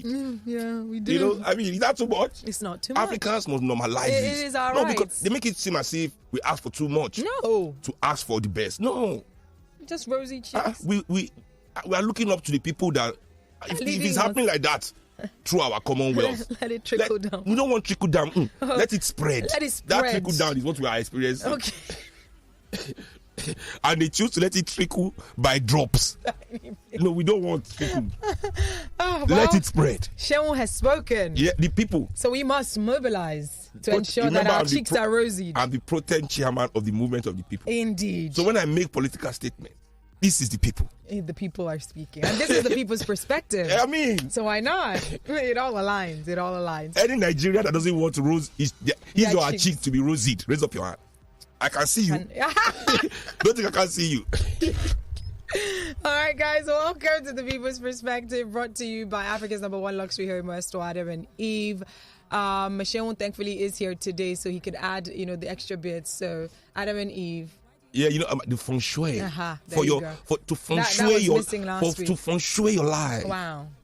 For those of you that don't know what feng shui means, it is balance, that serenity. So that your brain will be doing, I don't know, you'll be doing, like computer. Instead of like more low, it will be doing like computer. Instead of oh man, guys, SEUN has been on it ever since he came in. I was telling them that you were talking about like a random saying that your favorite biblical name is Obadiah. Obadiah, fam. Obadiah. Where did I even come from? I'm telling you, that is my favorite Christian name. Obadiah. I'm telling you, I don't know why.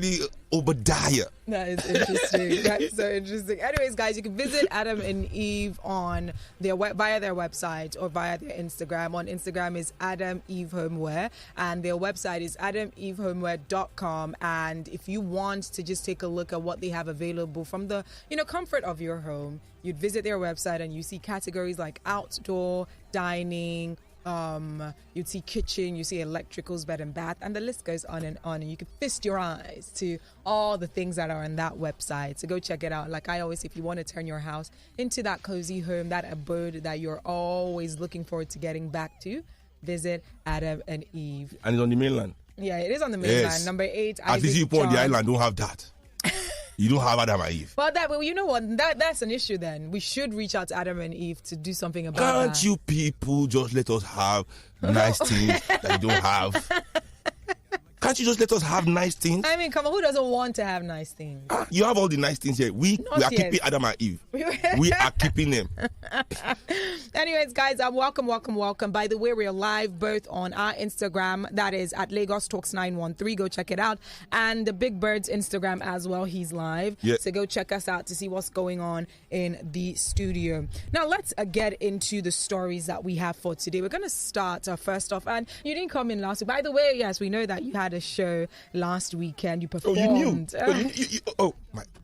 You knew I had a show last Thursday. Ify, I'm sure you were there then. You are definitely there, front and center, cheering me on as a good friend and co-host that you are.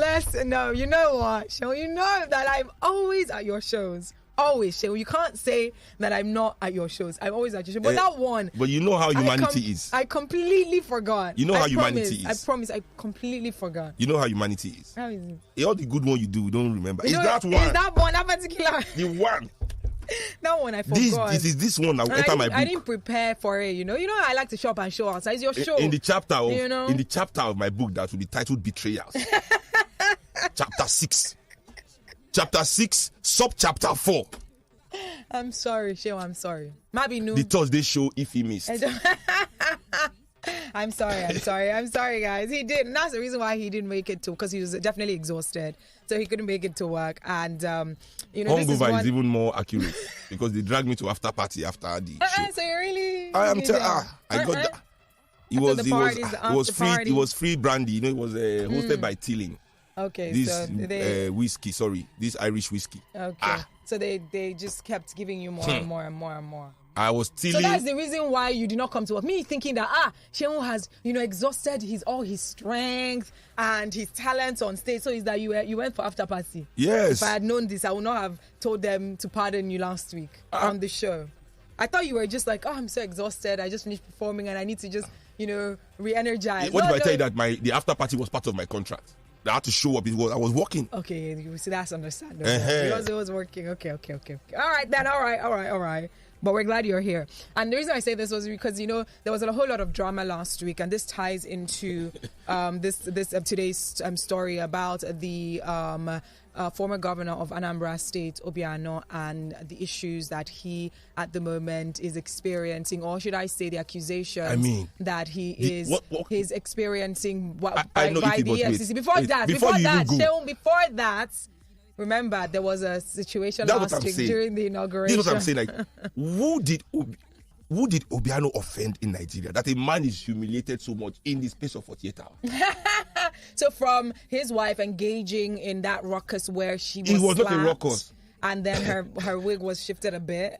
That slap. But that slap was the slap that Ojukwu must have taught Bianca that they used to use during Civil War to train soldiers. That was a military slap.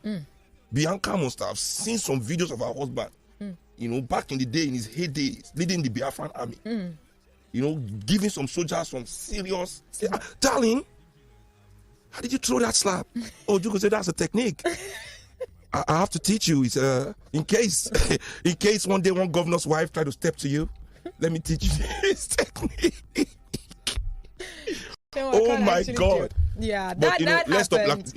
African women, I know we all watch all these Marvel films. We are seeing all these women fight. Our women should not be.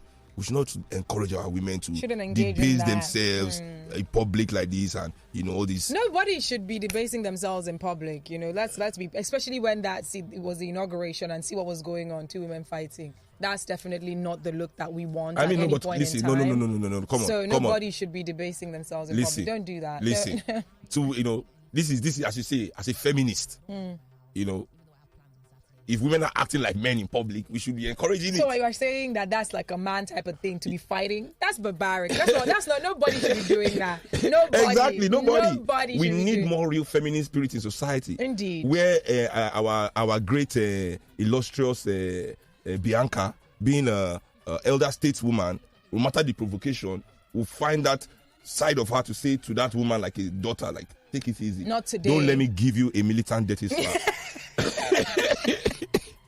Oh my days. Anyway, Cheryl, let's quickly move into that. So we did see that right after the inauguration, this is based on the reports that we received, that there was a private jet waiting for Obiano. He did go to Lagos, and then he was about to leave the country, and he was stopped by the DSS. And some of the information gathered was that he had a court order that ought to have prevented him from being arrested, and that the DSS said to, Obiano, that they had been instructed to stop him from leaving the country, and that when the EFCC comes, that he should submit that court order to the EFCC. Clearly, that didn't work because he was remanded in custody for about 6 days, and he has been released now, but his passport seized. Now, we know Are they sure that is his only passport? We know that he was arrested for alleged misappropriation of public funds, including 5 billion naira short P. Is he guilty?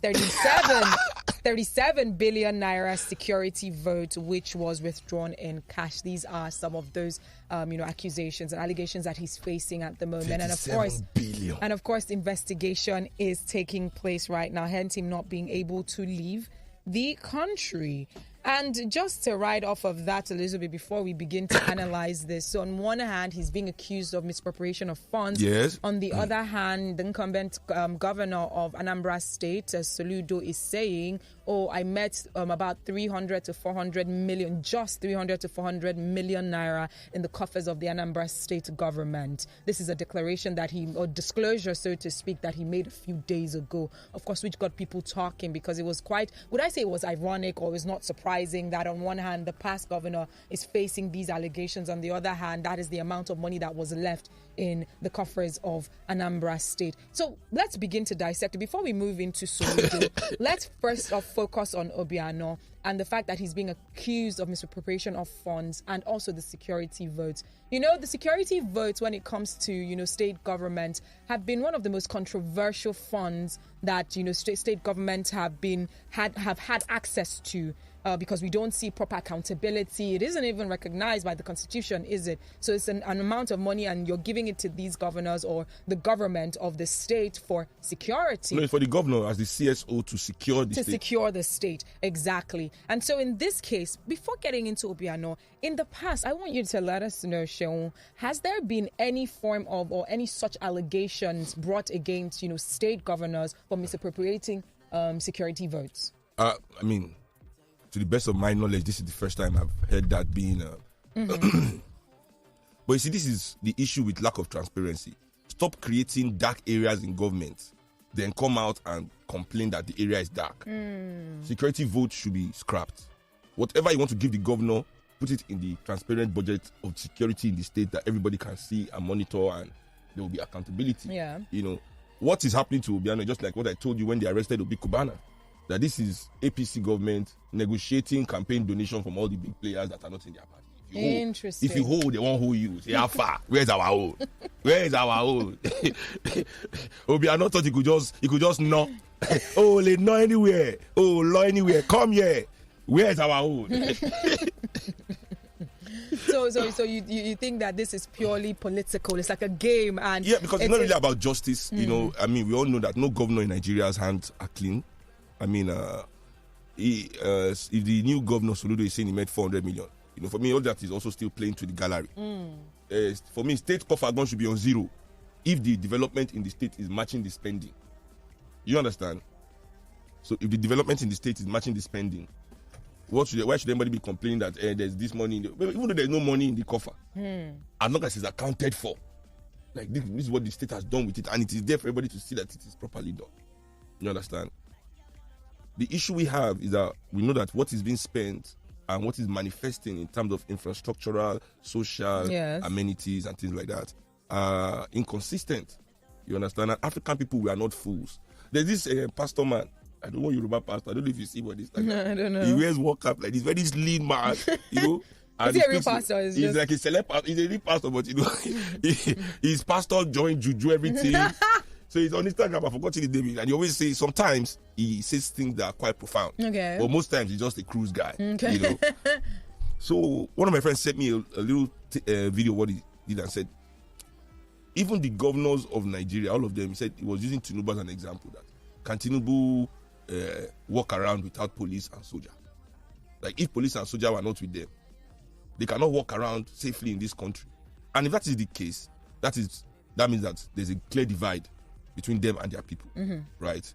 So if the people are already indicting them by that attitude, if we the people do not support their behavior and we don't like them, and then the police, they're supposed to prosecute them for the crimes that we don't like them for, are the ones protecting them from us, how can we believe that anything going on is for justice? You understand?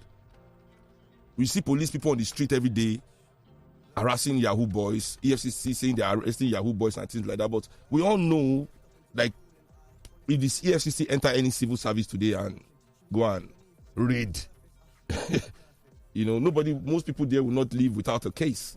You understand? So I think all this is selective justice, you know, selective outrage, which is how Nigeria is run in general, by selective justice and selective outrage to play to the gallery, you know. But me, I do not pity the ex-governor of Anambra State, because he is part of that, you know, game and things like that. Now, in a case where, because you did mention, like, if you're able to maybe give account of these funds, like for security votes, if security votes in the first place has been giving on a foundation where there isn't proper accountability and proper transparency, can they be held responsible if the people come out to say, oh, you know, you didn't necessarily use the security votes as you ought to?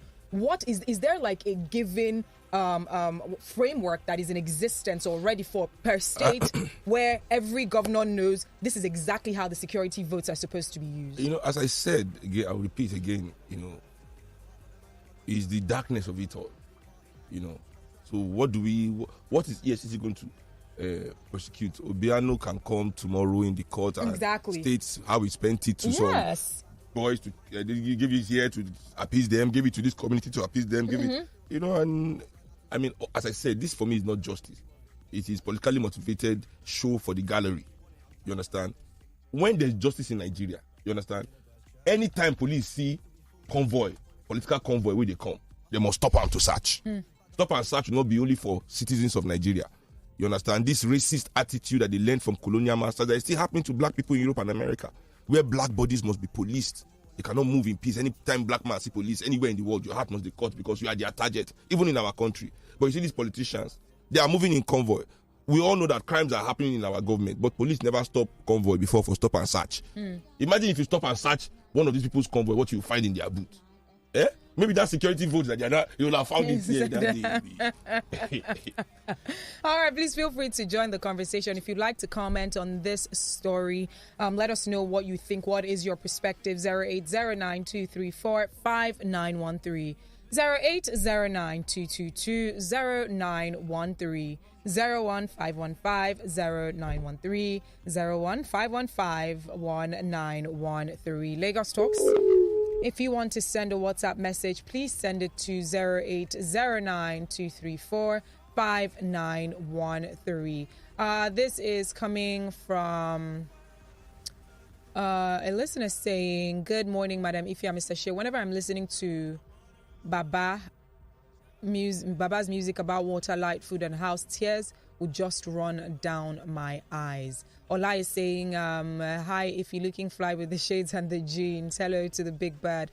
Saludo, who says the state coffers are empty, should be asked how his electioneering campaign was funded.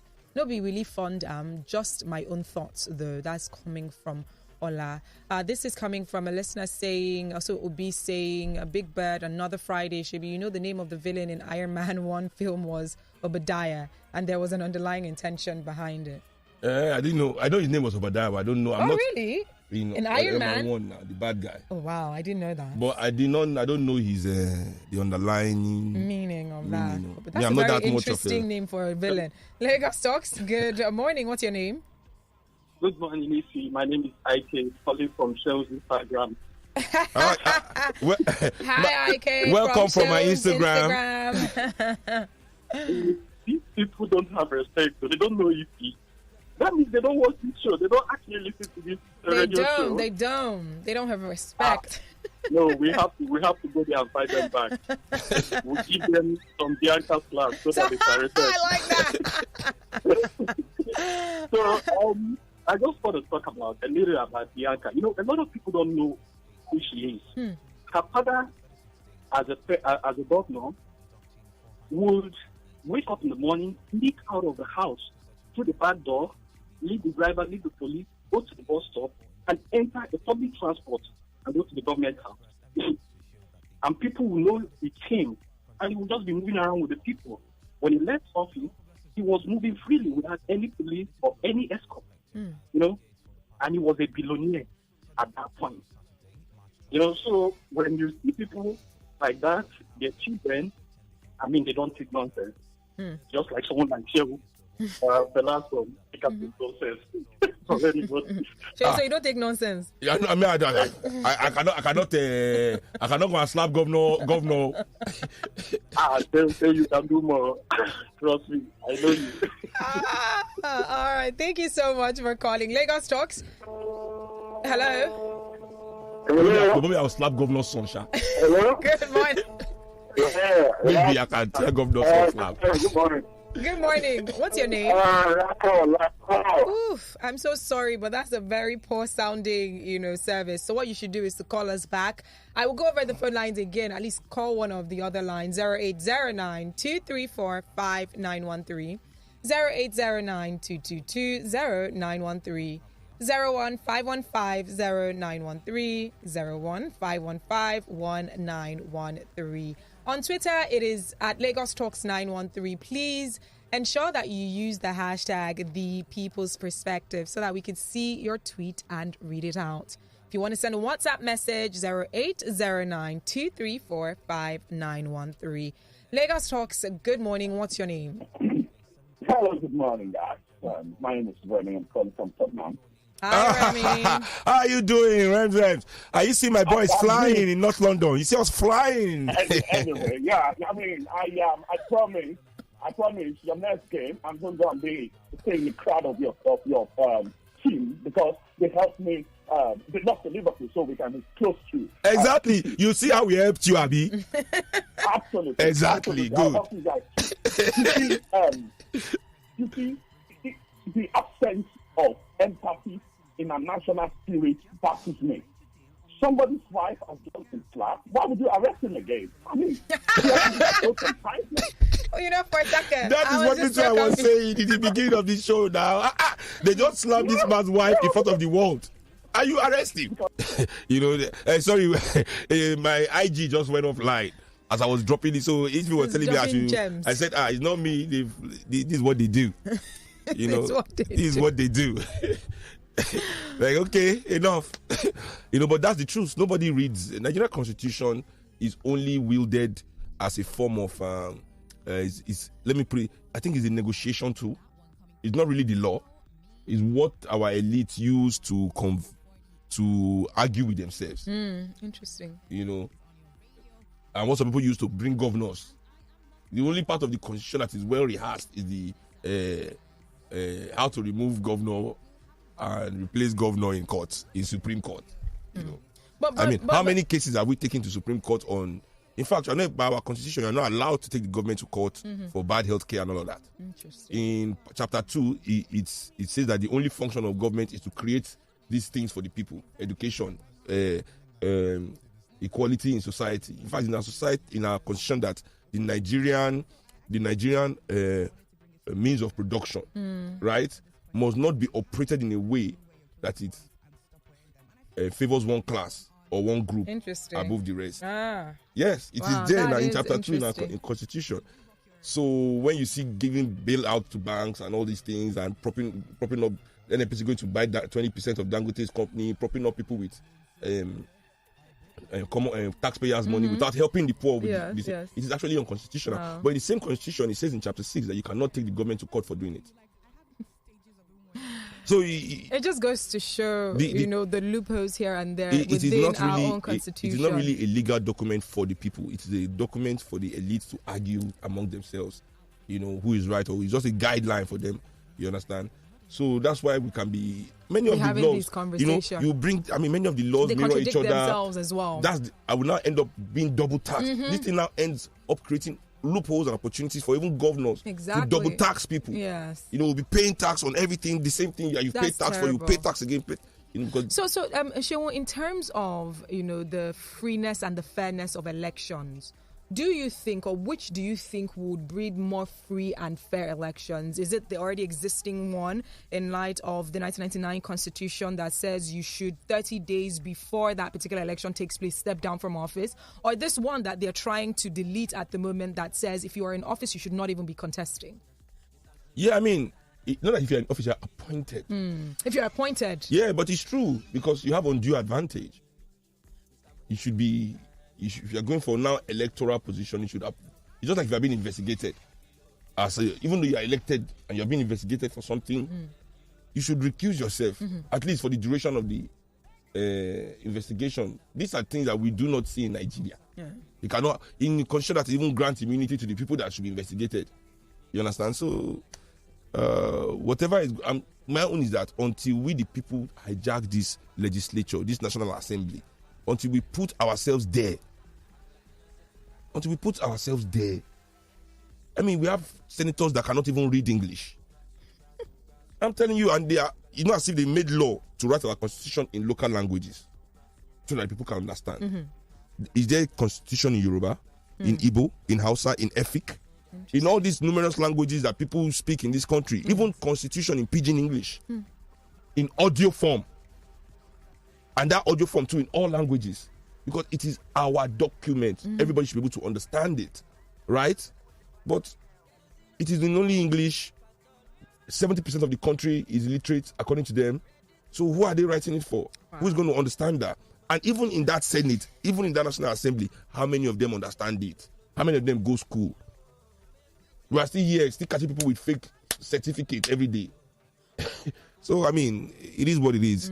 We, the people, we have a task. We have our destiny as African people is to liberate this continent. This is why we are here. And until we do that, all these things will keep happening that don't make sense, that you cannot even analyze. Where do you start from? Where's the precedence? I don't even know where to start from. All right, feel free to join the conversation. What are your thoughts about this? And like I did ask Sheon, what do you think the existence of this recent legislation that they're trying to delete? Do you think that it will in any way breed a freer and a fairer election in terms of the people who are allowed to, vie for political office if they are currently in office based on appointment, and with what the 1999 Constitution provides, saying that yes, you can run for office, but you would have to 30 days before election, you need to step down from that position. Which do you think would breed a freer and a fairer election? Or maybe they don't want to step down 30 days before. Do you think that it is going to even 24 hours before? 24 hours before. And do you even think that is going to make any difference? Do you think these pieces of legislation would make any difference in the freeness and the fairness of our election process?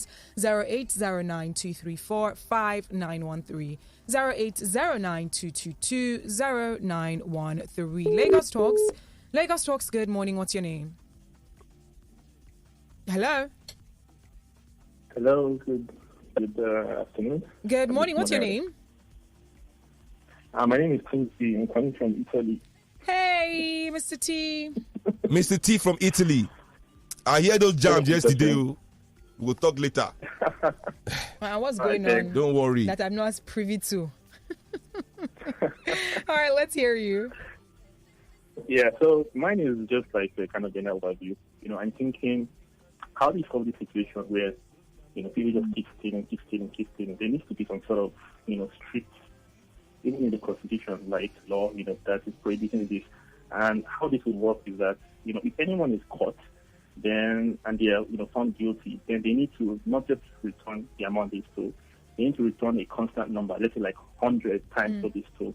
And also that number will be increasing every time they find someone guilty, So that's how that number will increase. And they don't even need to send people to prison. They just need to expel them from Nigeria and cancel their passport. I think that would help, because like taking bad eggs, checking it and then putting it back into the tray. So Abi, it's true. We should send them on exile, Abi, and revoke their citizenship.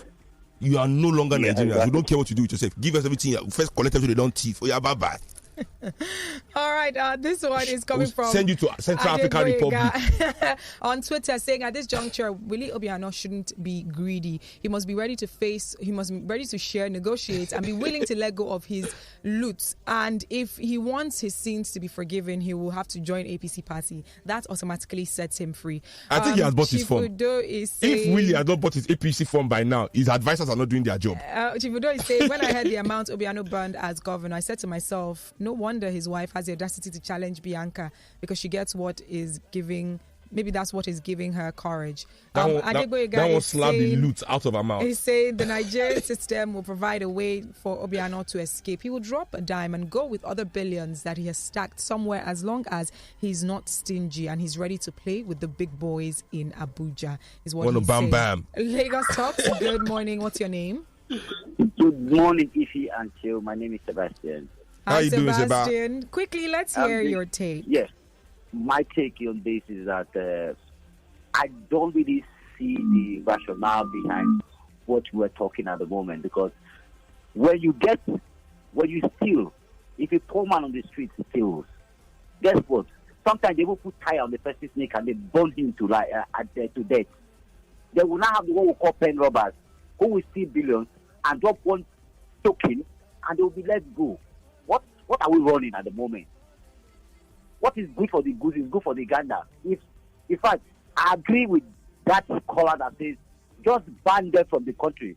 At least Australia was formed by England because it was deporting people who had stolen in England to Australia. That's how Australia came into being. Yeah. In fact, I'm just upset this morning. Wow. Have a lovely weekend. Thank you. Thank you very much. The matter is to make anybody vex, really, because obviously, as I said though, but this is the game that we Nigerian people we must stop.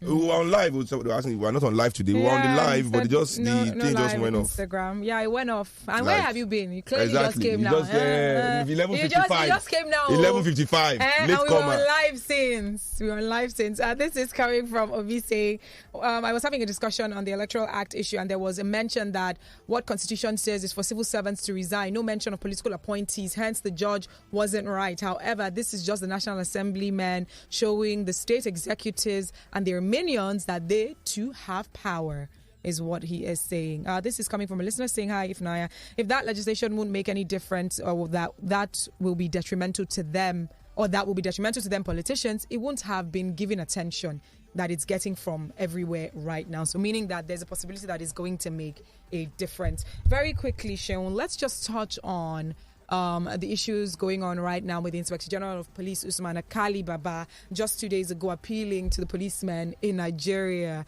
to shelve the planned nationwide strike. He was represented by the Deputy Inspector General of Police in charge of Southwest, Johnson Kukumu, and made this appeal at the Zone 2 Police Command in Onikon during his tour of the police formation in southwest part of Nigeria. The police boss enjoined the police officers to consider the support of members of the public who have been complimenting what the police leadership and the federal government have done to better the lives of police officers in the country. The DIG said, and I quote, "I bring good tidings from the Inspector General of Police, who has advised us to eschew all forms of unethical practices and that there should be total conformity to the rule of our engagement. We should be professional in all our dealings as we have rules and regulations that are guarding us." Let me remind you that strike is prohibited in the force and its consequences are high.